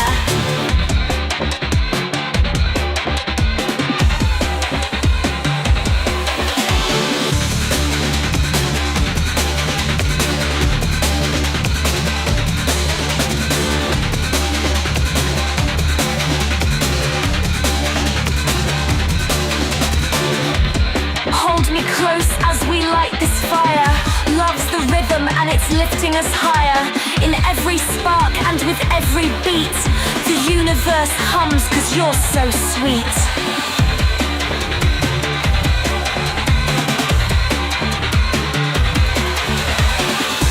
Turns out everything matters and it's all in the one flow, holding us from our core. It's the one thing we know.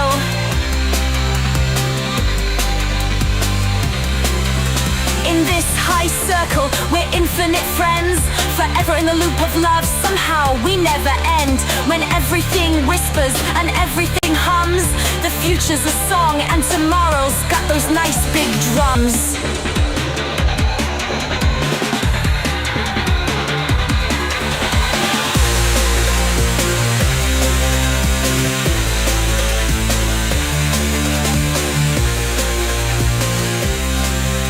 The future's a song and tomorrow's got those nice big drums.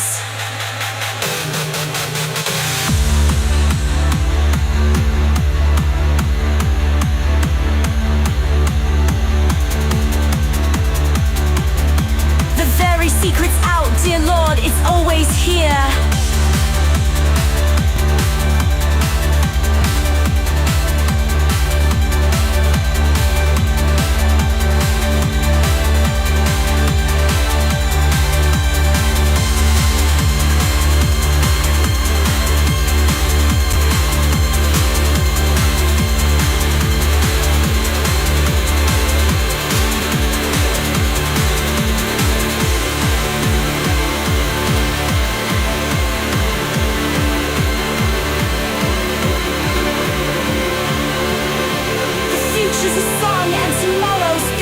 Nice big drums.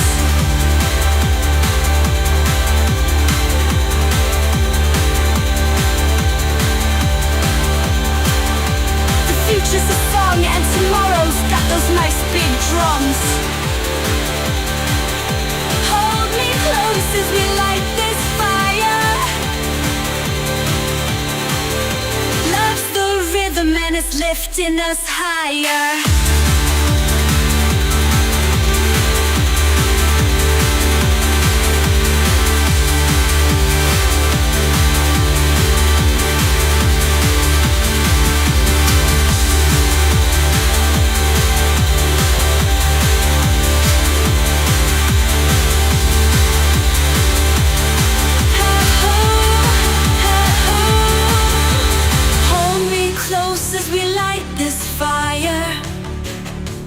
Love's the rhythm and it's lifting us higher.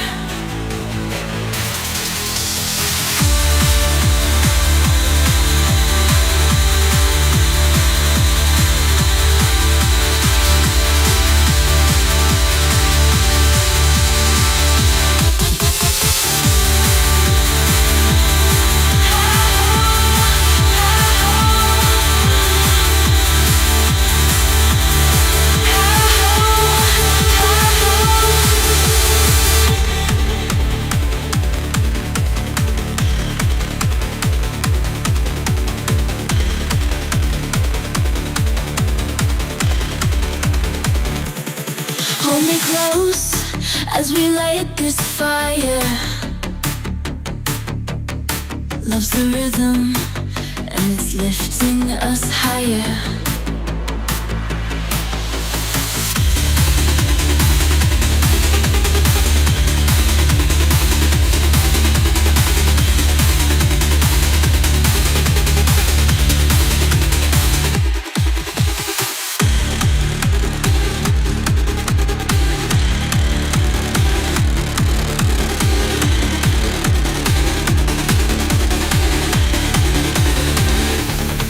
Hold me close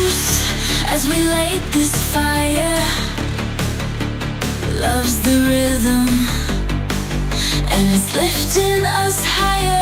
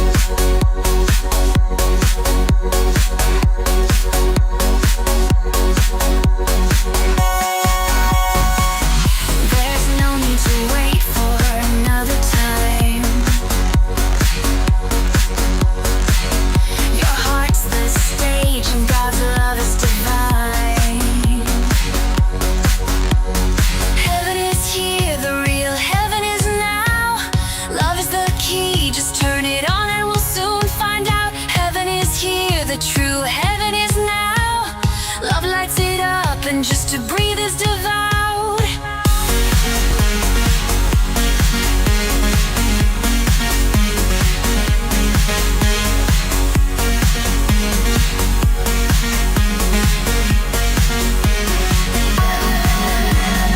Heaven is here, the real heaven is now.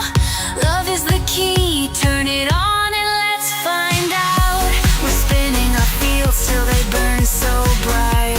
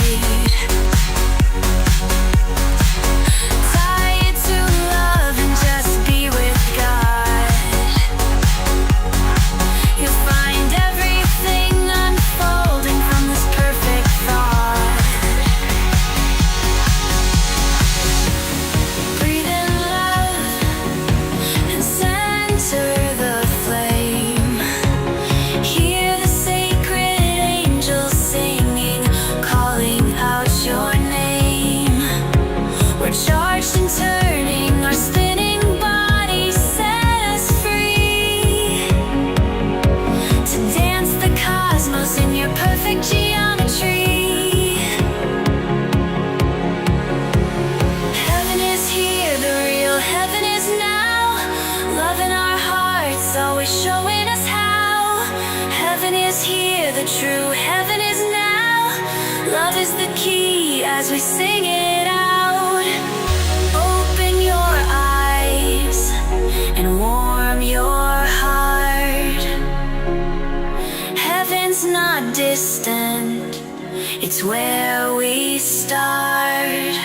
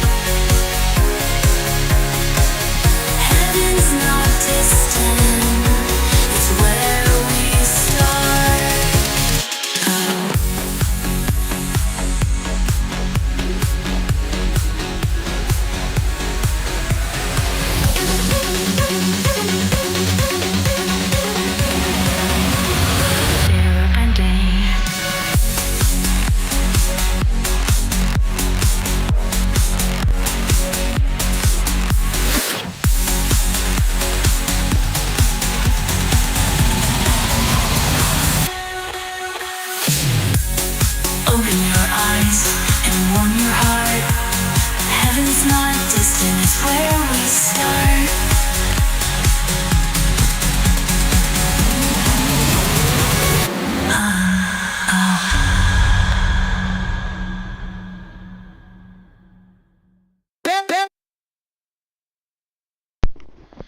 And all right, here we go.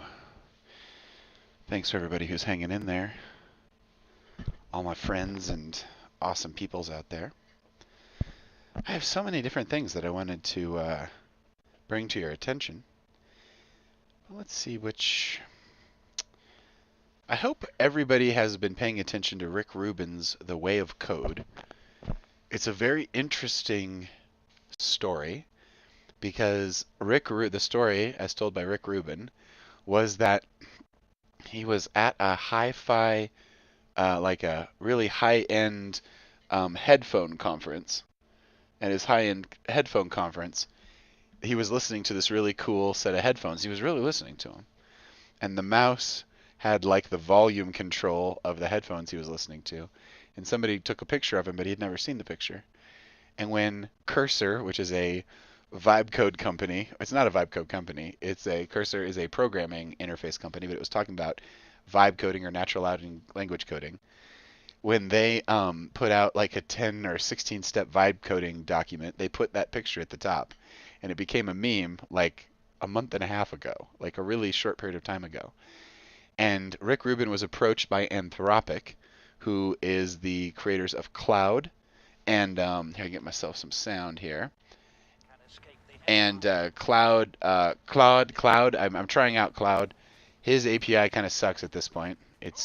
I did jump in the weekend that they released Cloud 4.0, so that probably has an intense amount to do with how awful the service is. So far it's unusable, but I hold out hope that they will get their scaling server problem. They probably had a overabundance of interest, but it turns out that on the leaderboards it's the most expensive model. It costs the most energy, takes the most time, you have to pay for the service the most. Because it's not as efficient as some of these fast models. Like, you can just jump into a Gemini Flash 2.5, just smart as tack. Ditto for a ChatGPT 4.0. You don't have to mess around with these slow motion AIs. You can just go straight to the source. But what I'm trying to say is, what am I trying to say? What was it that I was trying to say? You know what's so cool? Okay, ChatGPT. Right, Cloud. Rick Rubin, Anthropic. Stoner Vision succeeds. He created this thing called the Timeless Way of Code. Or the Way of Code, the Timeless Way of Vibe Coding. And Rick Rubin has never vibe coded. But what Rick Rubin brought in was the Tao Te Ching. And they have programs that are based on his insights. There's probably I'm halfway through a really good podcast. He's probably talks more about their collaboration.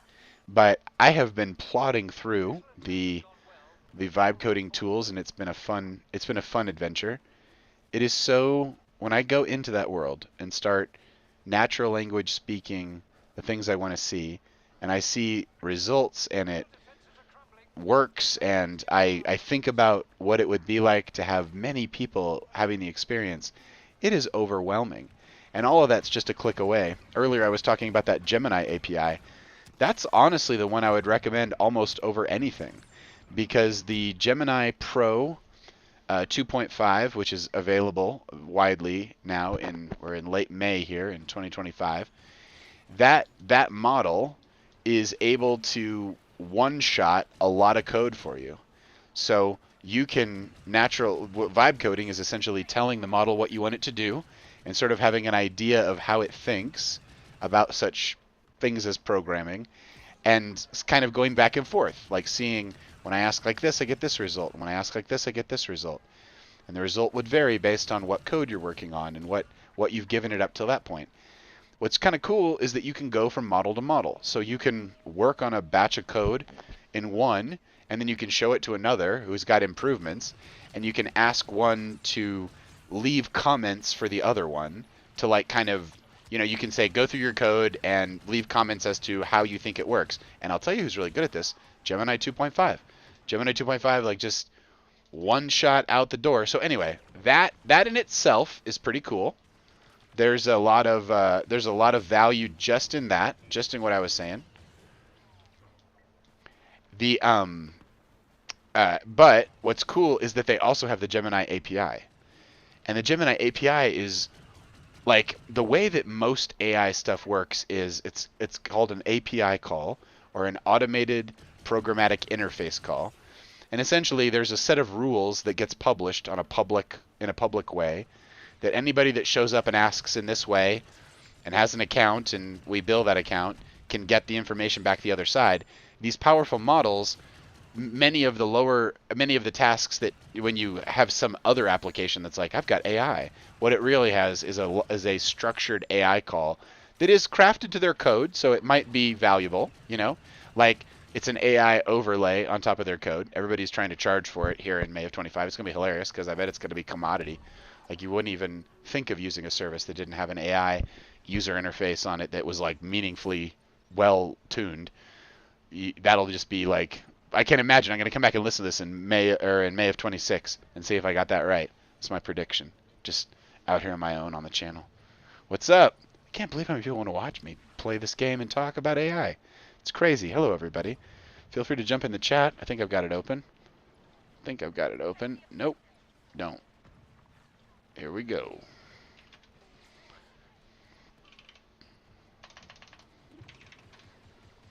All right. Chat is active. So, what's the right way to say all this?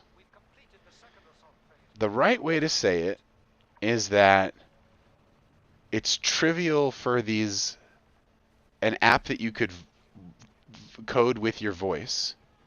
It's trivial for that to have an insane engine at its heart that, as long as that API stands up, as long as it delivers its code, it's going to have these capabilities that you can't imagine.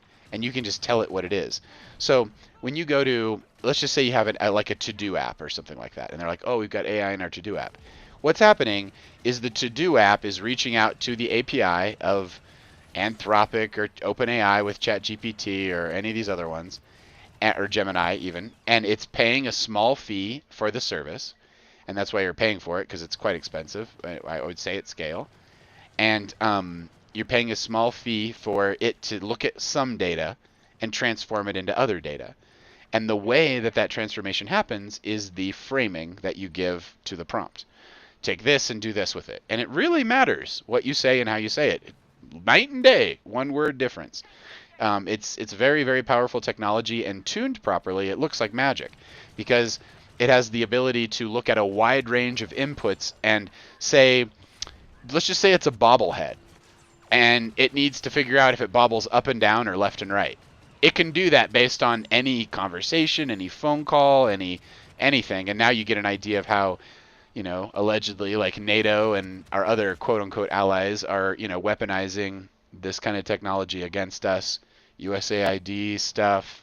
I mean, if you listen to Mike Benz, it's like there are these NATO weapons of mass deletion that have been pointed at American citizens for years that are no bueno cito, and what they're doing is natural language processing, and that's why a lot of this was developed, was to have this application to be able to scan the entire internet, and once it scanned the entire internet and read every comment and everything else, it can build mental models of who to turn off and who not to turn off, and then they plug that into the account management system, and then you got a weapon of mass deletion.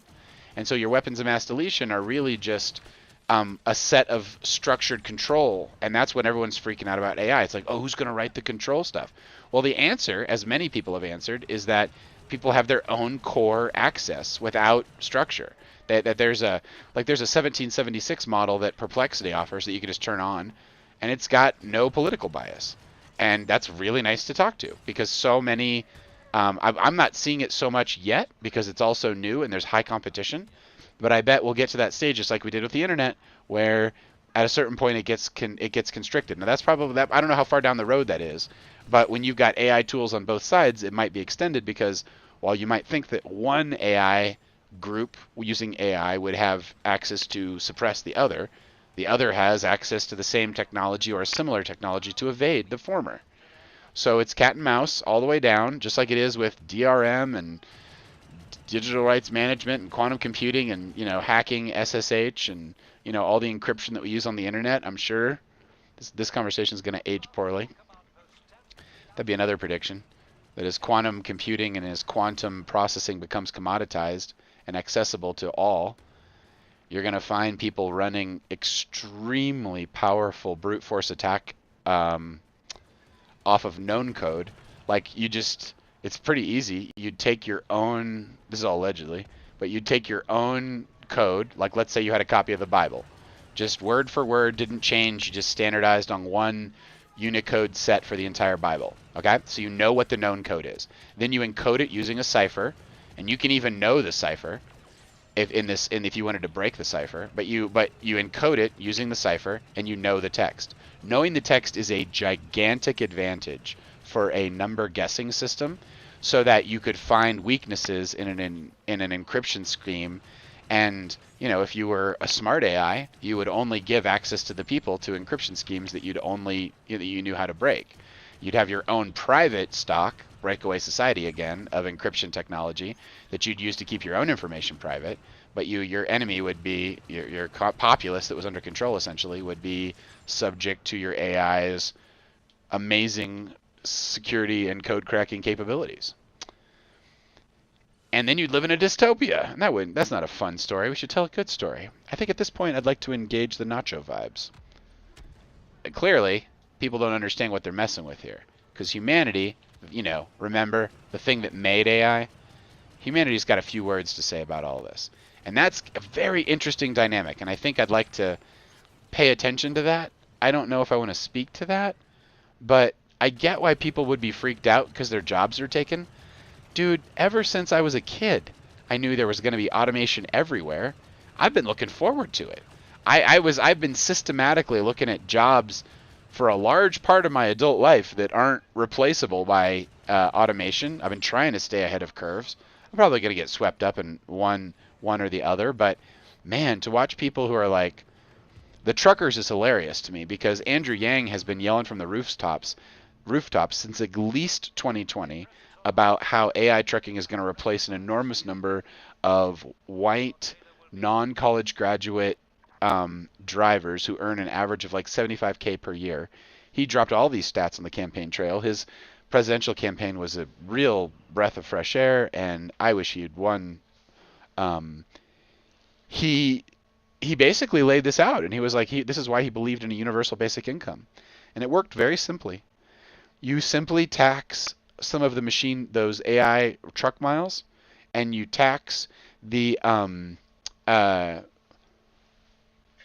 you tax all of the robot transactions on the stock market, the microtransactions, and even based on that, you could generate a king's wealth of dollars that could be used to set up every truck driver who exists now for the rest of their life, so nobody else become a truck driver.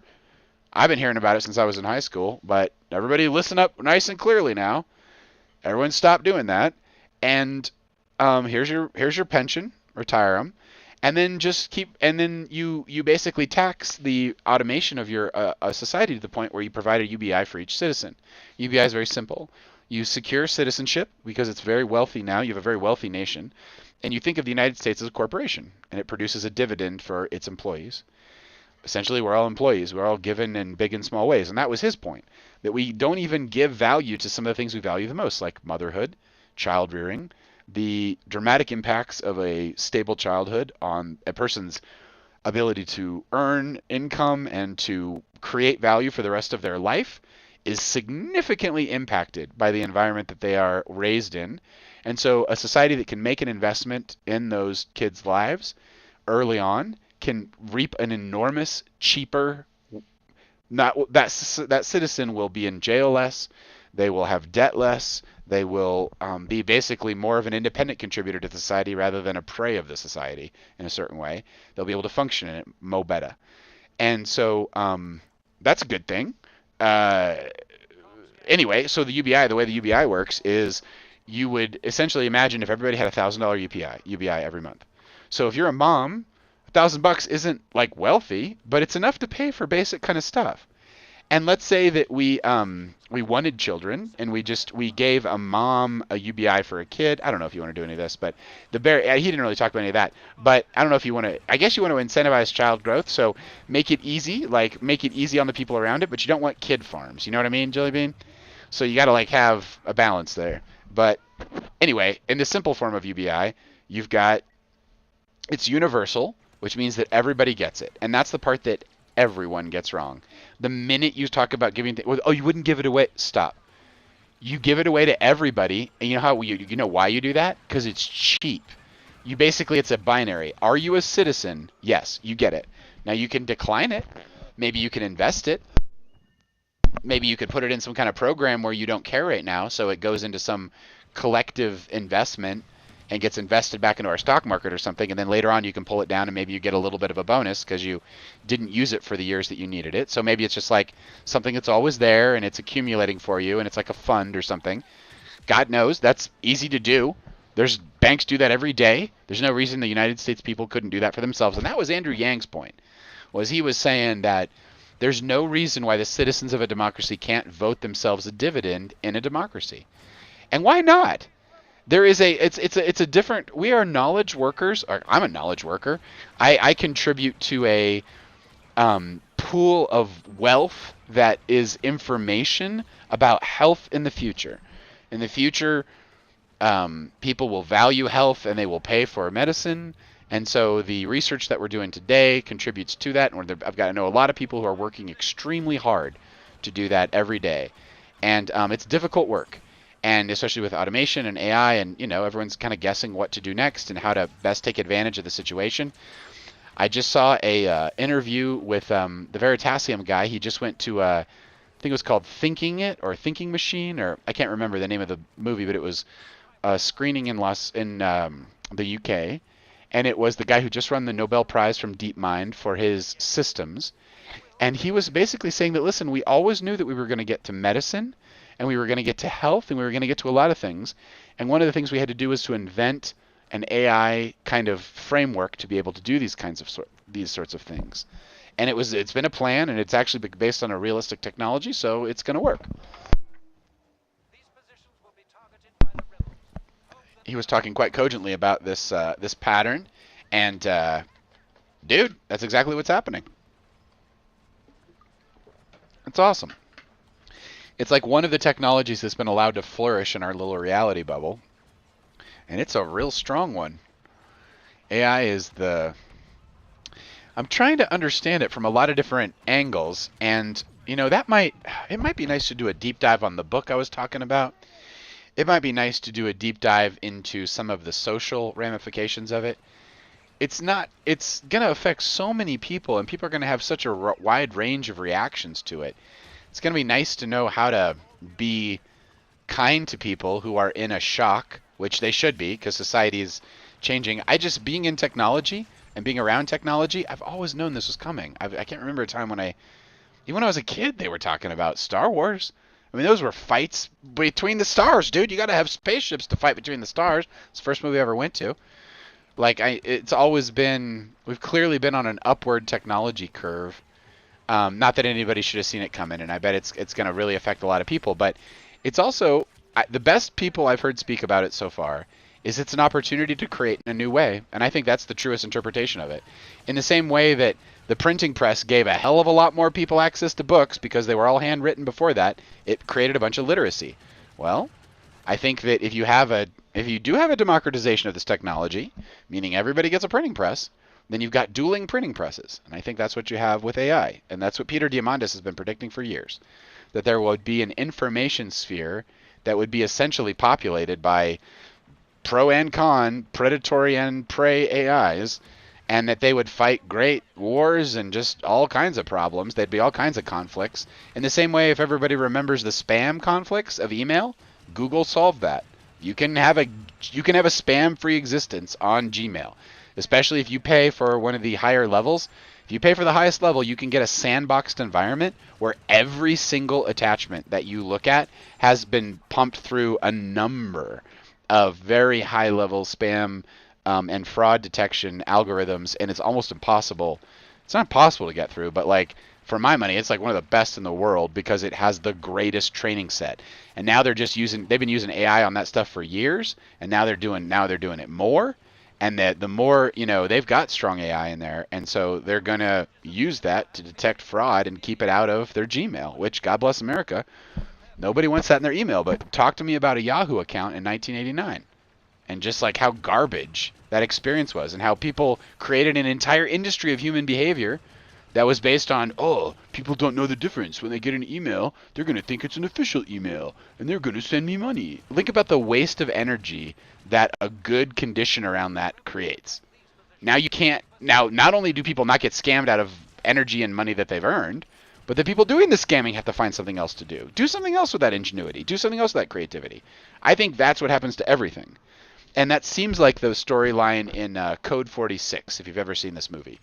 It's the story of wide level, deep AI integration in society, down to the biological level, where viruses are tailored, abilities are, emotions are just super magnified. It's the result of a lot of people thinking about a future state and what it would mean and what it wouldn't, like how it would work. And you get this whole feeling that's different. And that's what AI will feel like, I think.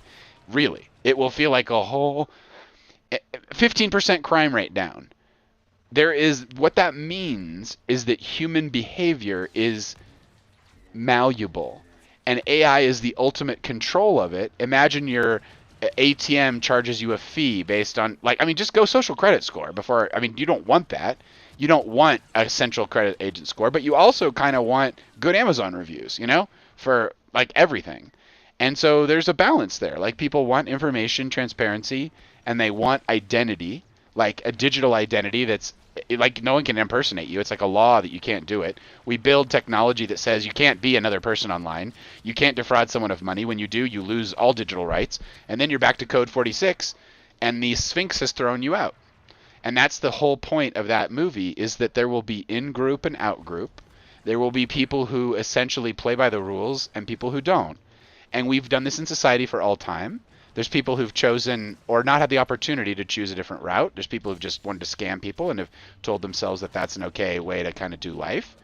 And there's people who've said, not on my watch. And that's why we've got good spam filters. And that's why all that human energy and activity has come back.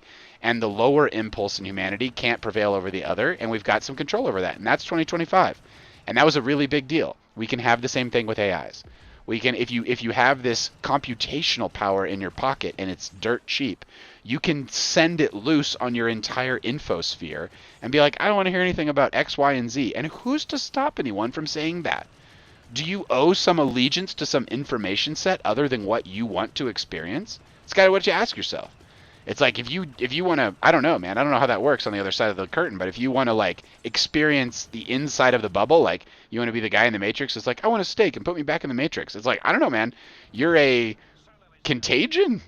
You're not necessarily with that plan that I just described, the sort of enlightenment, individual liberty. Like, I would love to I think that humanity can rally around that kind of a human freedom, human first world where the Sphinx of our future, because we're going to have one, serves our society perfectly. The Sphinx knows. It's kind of mysterious, but it also kind of works. And they're balancing a lot of forces, and they're balancing incredible power in individuals' hands. And that's going to be the thing. You can't. The reason we live in a info war and not in a kinetic war is because of nuclear weapons, a type of technology. That is, we have to have conflict, and we can't ascribe conflict. So it's weather conflict and geoengineering and God knows, allegedly, a bunch of other things. And it's like a whole bunch of it's like, the perpetrator-less crimes, essentially, that can be inflicted. That's LLMs, that's NATO weapons of mass destruction, allegedly. That's the whole thing. That's like conflict without the ability to find who started the conflict. That's cyber war. We live in a cyber environment. There's a lot of that going on. People should know that, and that's Mike Benz's point. And I think Mike Benz has an excellent point when he says that. He says that if you know that, then you're good to go. You're not good to go. That means that you, in a democracy, you could ask for measures that proved your vote, that secured elections. There's cryptographic ways to secure elections. There's a reason why they make the ballot machine so dumb, and they hack them every year, like 10-year-olds hack them. It's like nerds. Like, we should definitely open source that.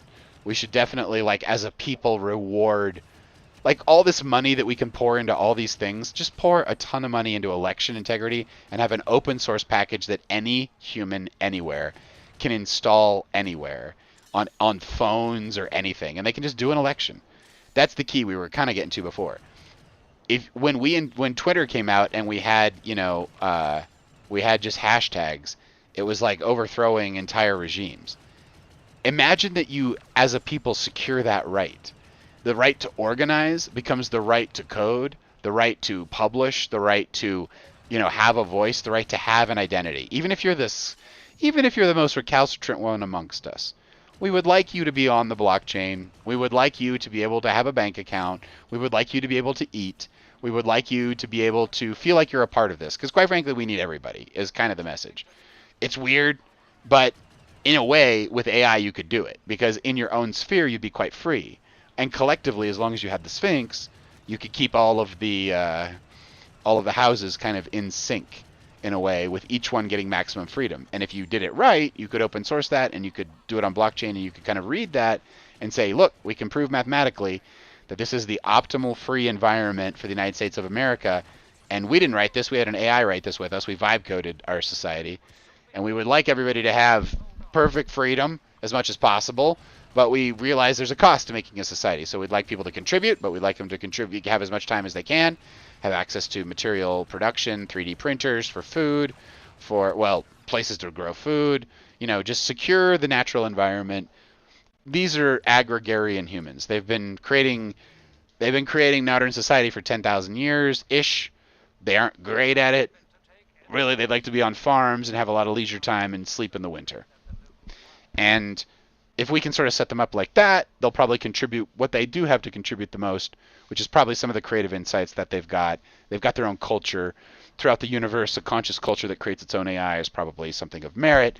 We can start to figure out what kind of legal society is around us. Once we figure that out, I'm just going to go on.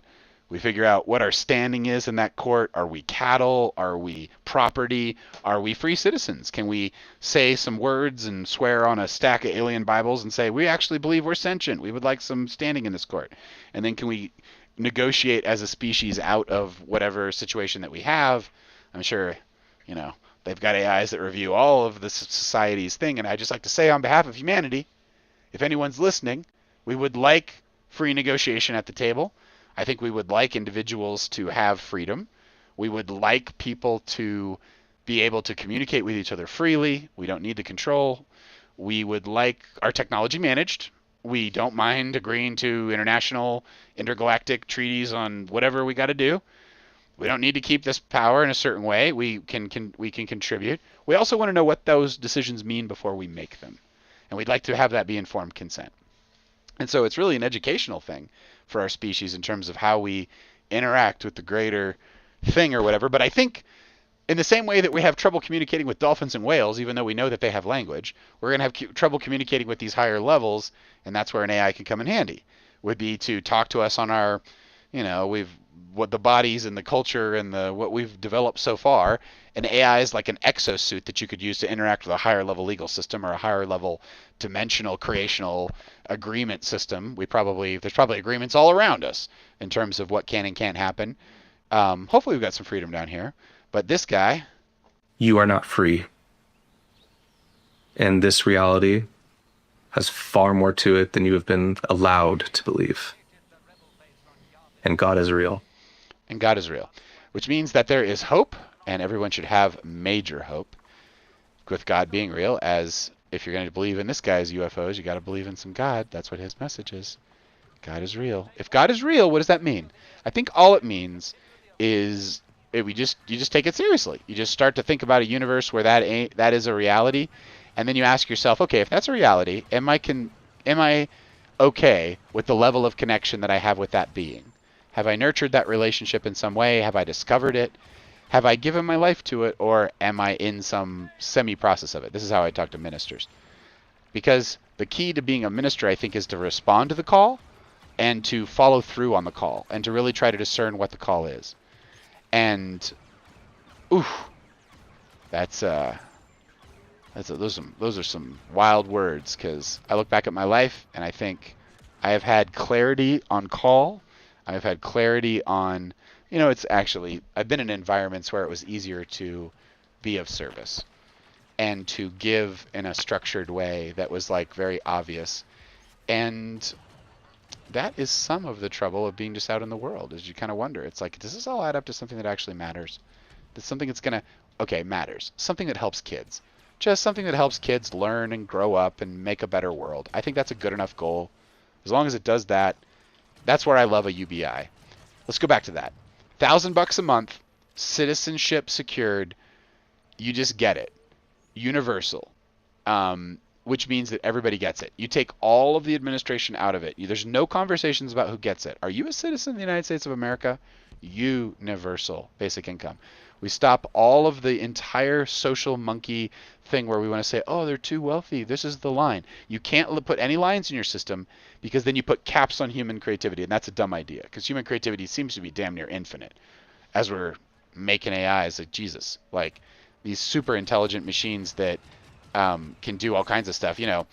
I like to watch a good Dune prophecy once in a while, talk about the Butlerian Jihad, and it's like a fictitious universe, Dune, where the humans had to break out of AI and machine control because they had given up too much of their power to it. I'm sure that's in humanity's future, or at least the yogic activation of human potential is kind of what's talked about in the Dune books. When you get into like the whole thing, it's like the Bene Gesserit are like yogis. They can transmute poisons. They can influence people at like the atomic level. They can, break down molecules with their minds. They've mastered the ability to control others' nervous systems, through thought. There's the huge power that comes with, and so they guard that power like a guild. They don't teach it to everybody. They look for people with great potential who have the topological skills, the ability to make a connection with someone else's nervous system, so it could be manipulated in the first place, that kind of thing. And then they nurture that, and then they deploy it for political ends, and ooh, it is something, dude. You think the cheerleaders at your high school had an in-group? Get lost. This one is the greatest sisterhood. It's just like perfect control of the Imperium, of the entire thing. Dune Prophecy, pretty good one.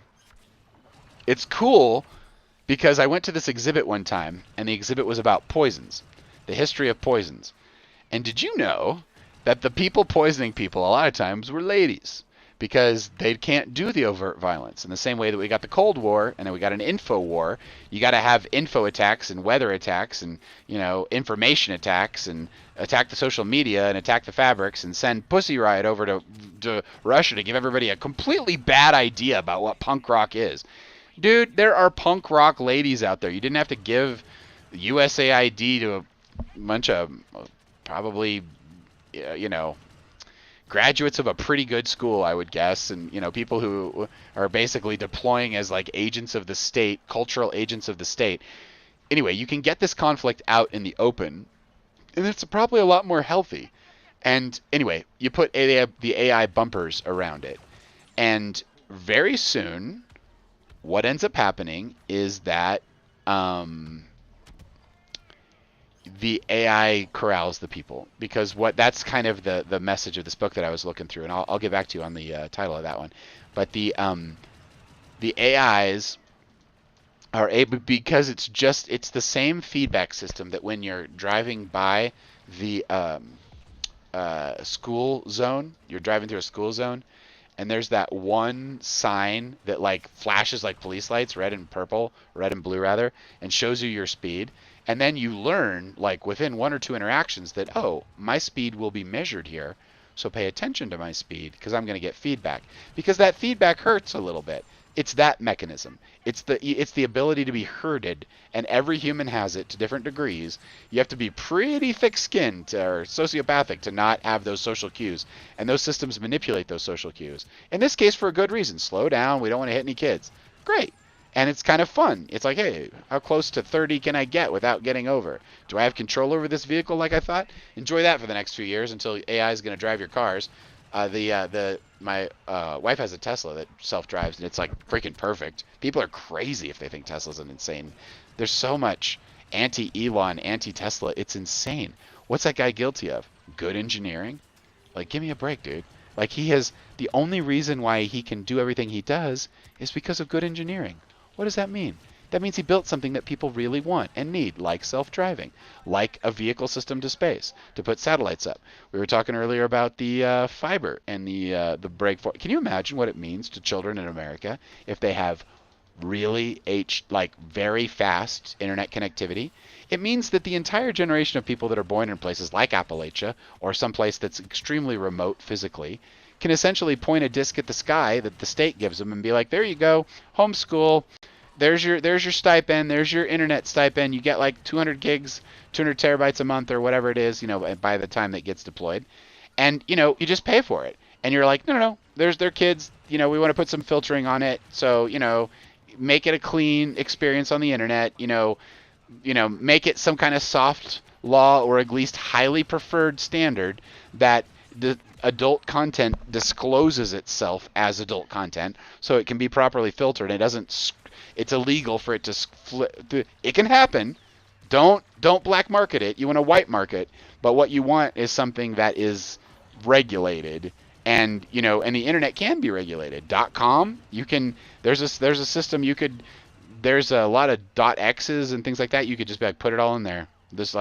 And then don't include it in a school Starlink subscription. If people want to get moralistic about it, just make it that simple.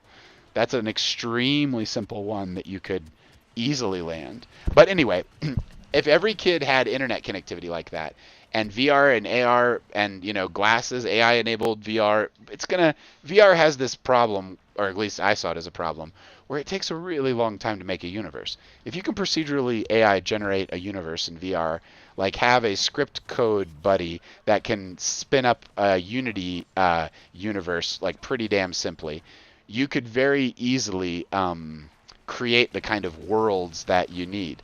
I was just watching a Black Mirror episode the other day about a guy who was stuck in the heart of this universe, and he wanted to be in the universe because he had like infinite powers in there, and he had no sense of time. And so he'd been there for like 500 years or something, his time, like just making worlds in there. It was so creepy. Black Mirrors are always creepy, but this was a extra creepy episode. Oh, so creepy, so creepy. So in the sense that we will be gods in these universes and we'll have this infinite power, and then where technology can enslave people or liberate them. And I think it is distributed technology. The open source model has been probably the best bulwark against this kind of concentration of power from a technological means, by making sure that it's a competitive landscape that people have access to the technology in. And like the competitive advantage of having like an access to a Google API, dude, you can make a third world by just denying people access to that API. Like in a few years, a huge percentage of the economy is going to depend on stuff that flows through APIs like that. Like forget Netflix. You're talking about, hi, I'd like to watch a rom-com about two space aliens who get together over this and that. I want it to have ups and downs. The level of action, I'd like to set at about 35%. The level of comedy, I want it 45%. And the level of romance, I want it about 83%. I really like the stock character package that is my favorite actor, actress, performer, whatever. I'd like you to install that and use the stock characters. I'd really like to see the love scenes between this person and this person or whatever. Just like dial your rom-com. Press go and it goes, great. We'll have that ready for you. This is interaction you have at lunchtime. We'll have that ready for you by the time you're ready for your evening movie. And then it's a movie that's based on your entire life as it knows it, hyper customized, and you paid like $5, in a sub to like generate it, but it's like, it's good. And the more you like it, the more you can say, well, it cost you $5, but you know what? It could be free if you want to share it. And then you say, sure, but like anonymize it, take my name out, take all the names out of the people I know, even though it was highly personal. It was like personalized entertainment.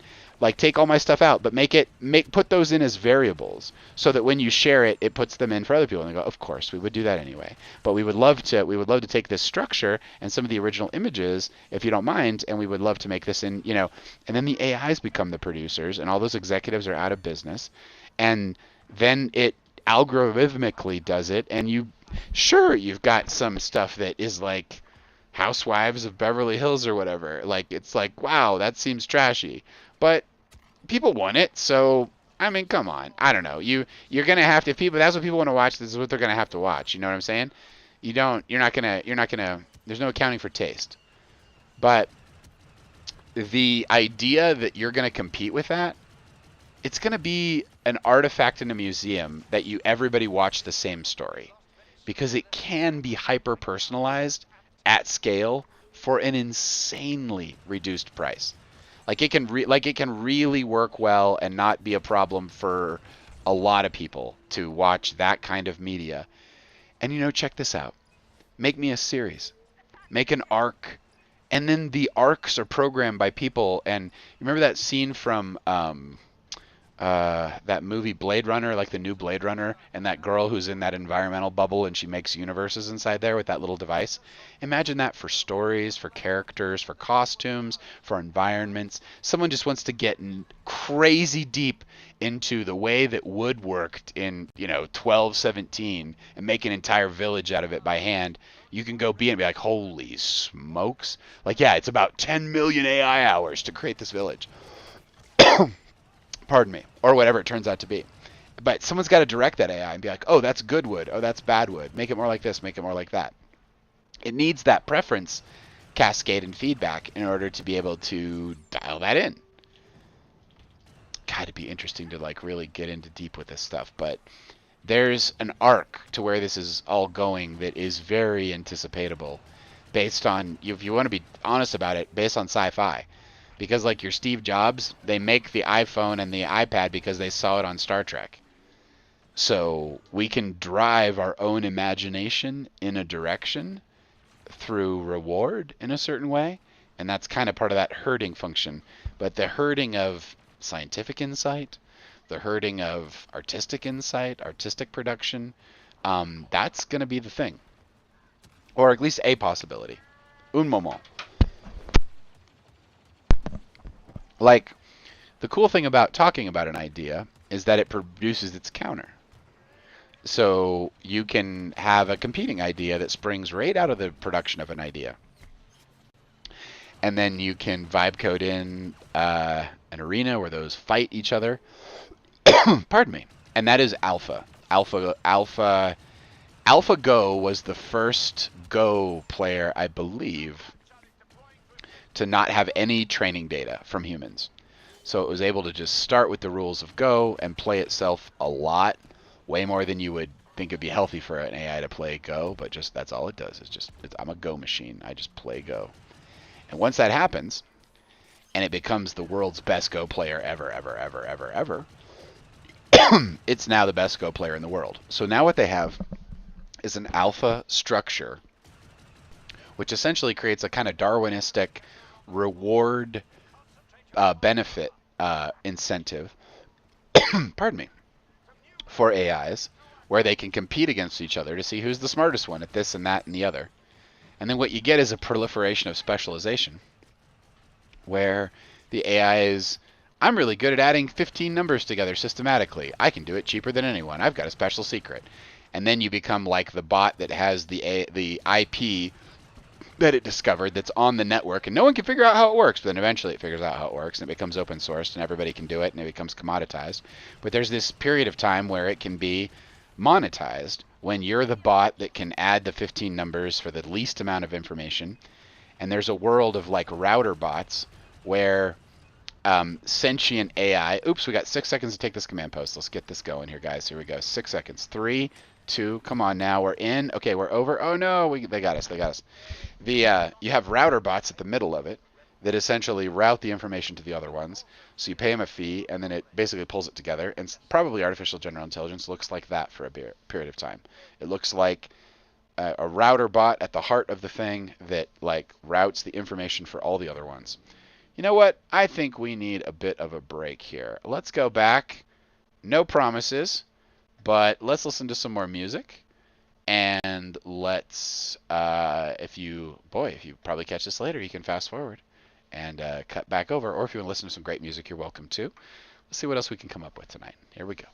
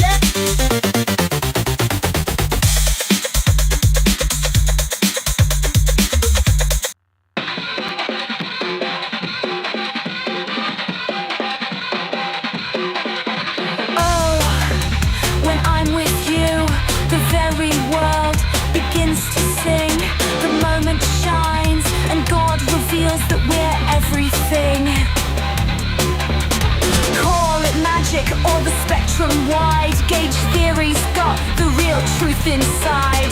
Wiggle an electron here and infinity's there, rippling forever through this cosmic air.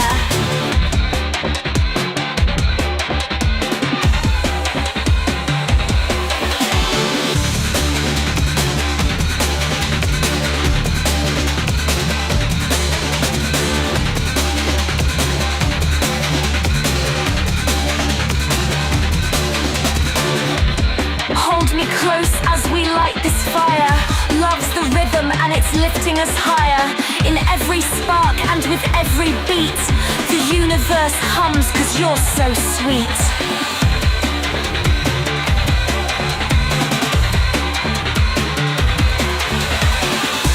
Turns out everything matters and it's all in the one flow, holding us from our core. It's the one thing we know.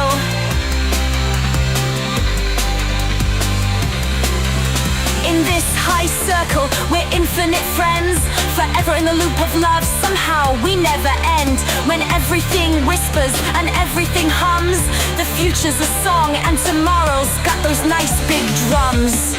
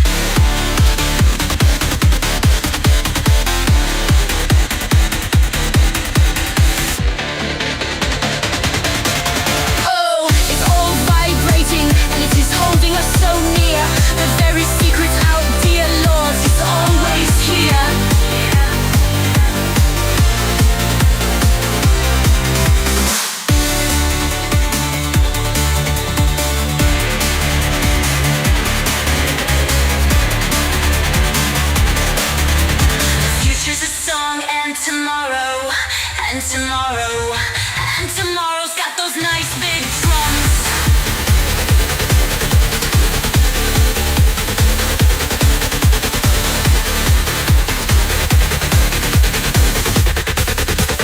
Secrets out, dear Lord, it's always here.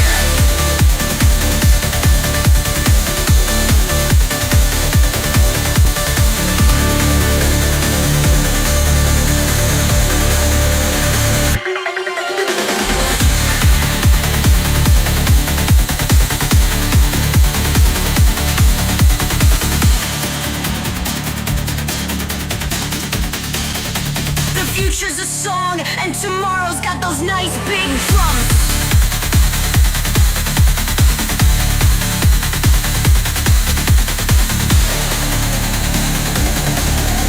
Secrets out, dear Lord, it's always here.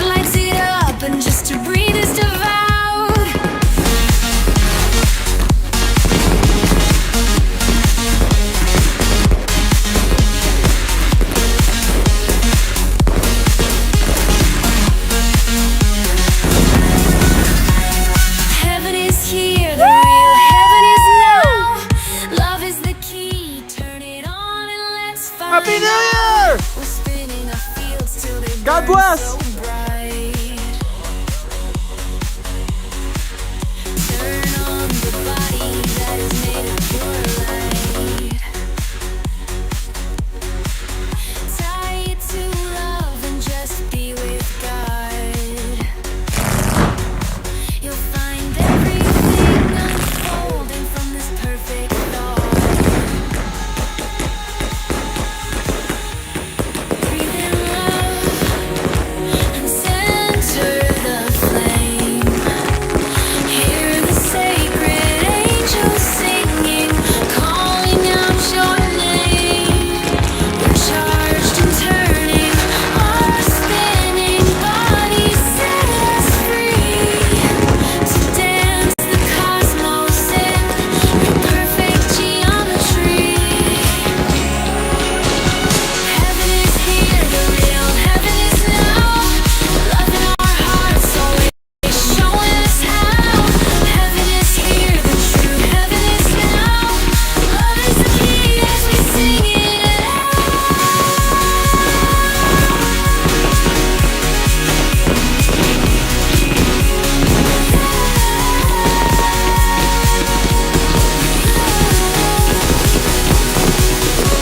Open your eyes and warm your heart. Heaven's not distant, it's where we start.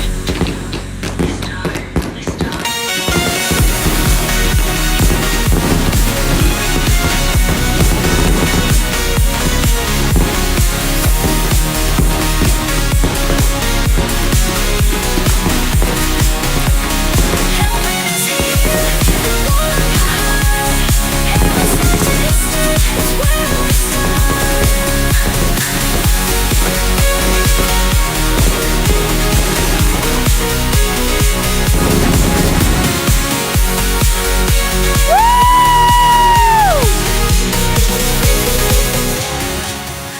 Happy New Year!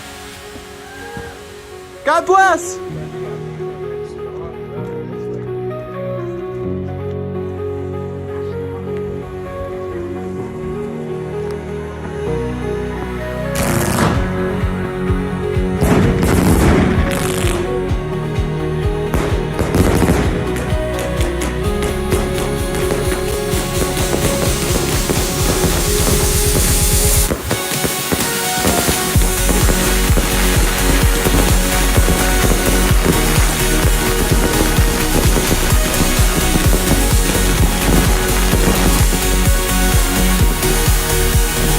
Heaven is here, warm your heart.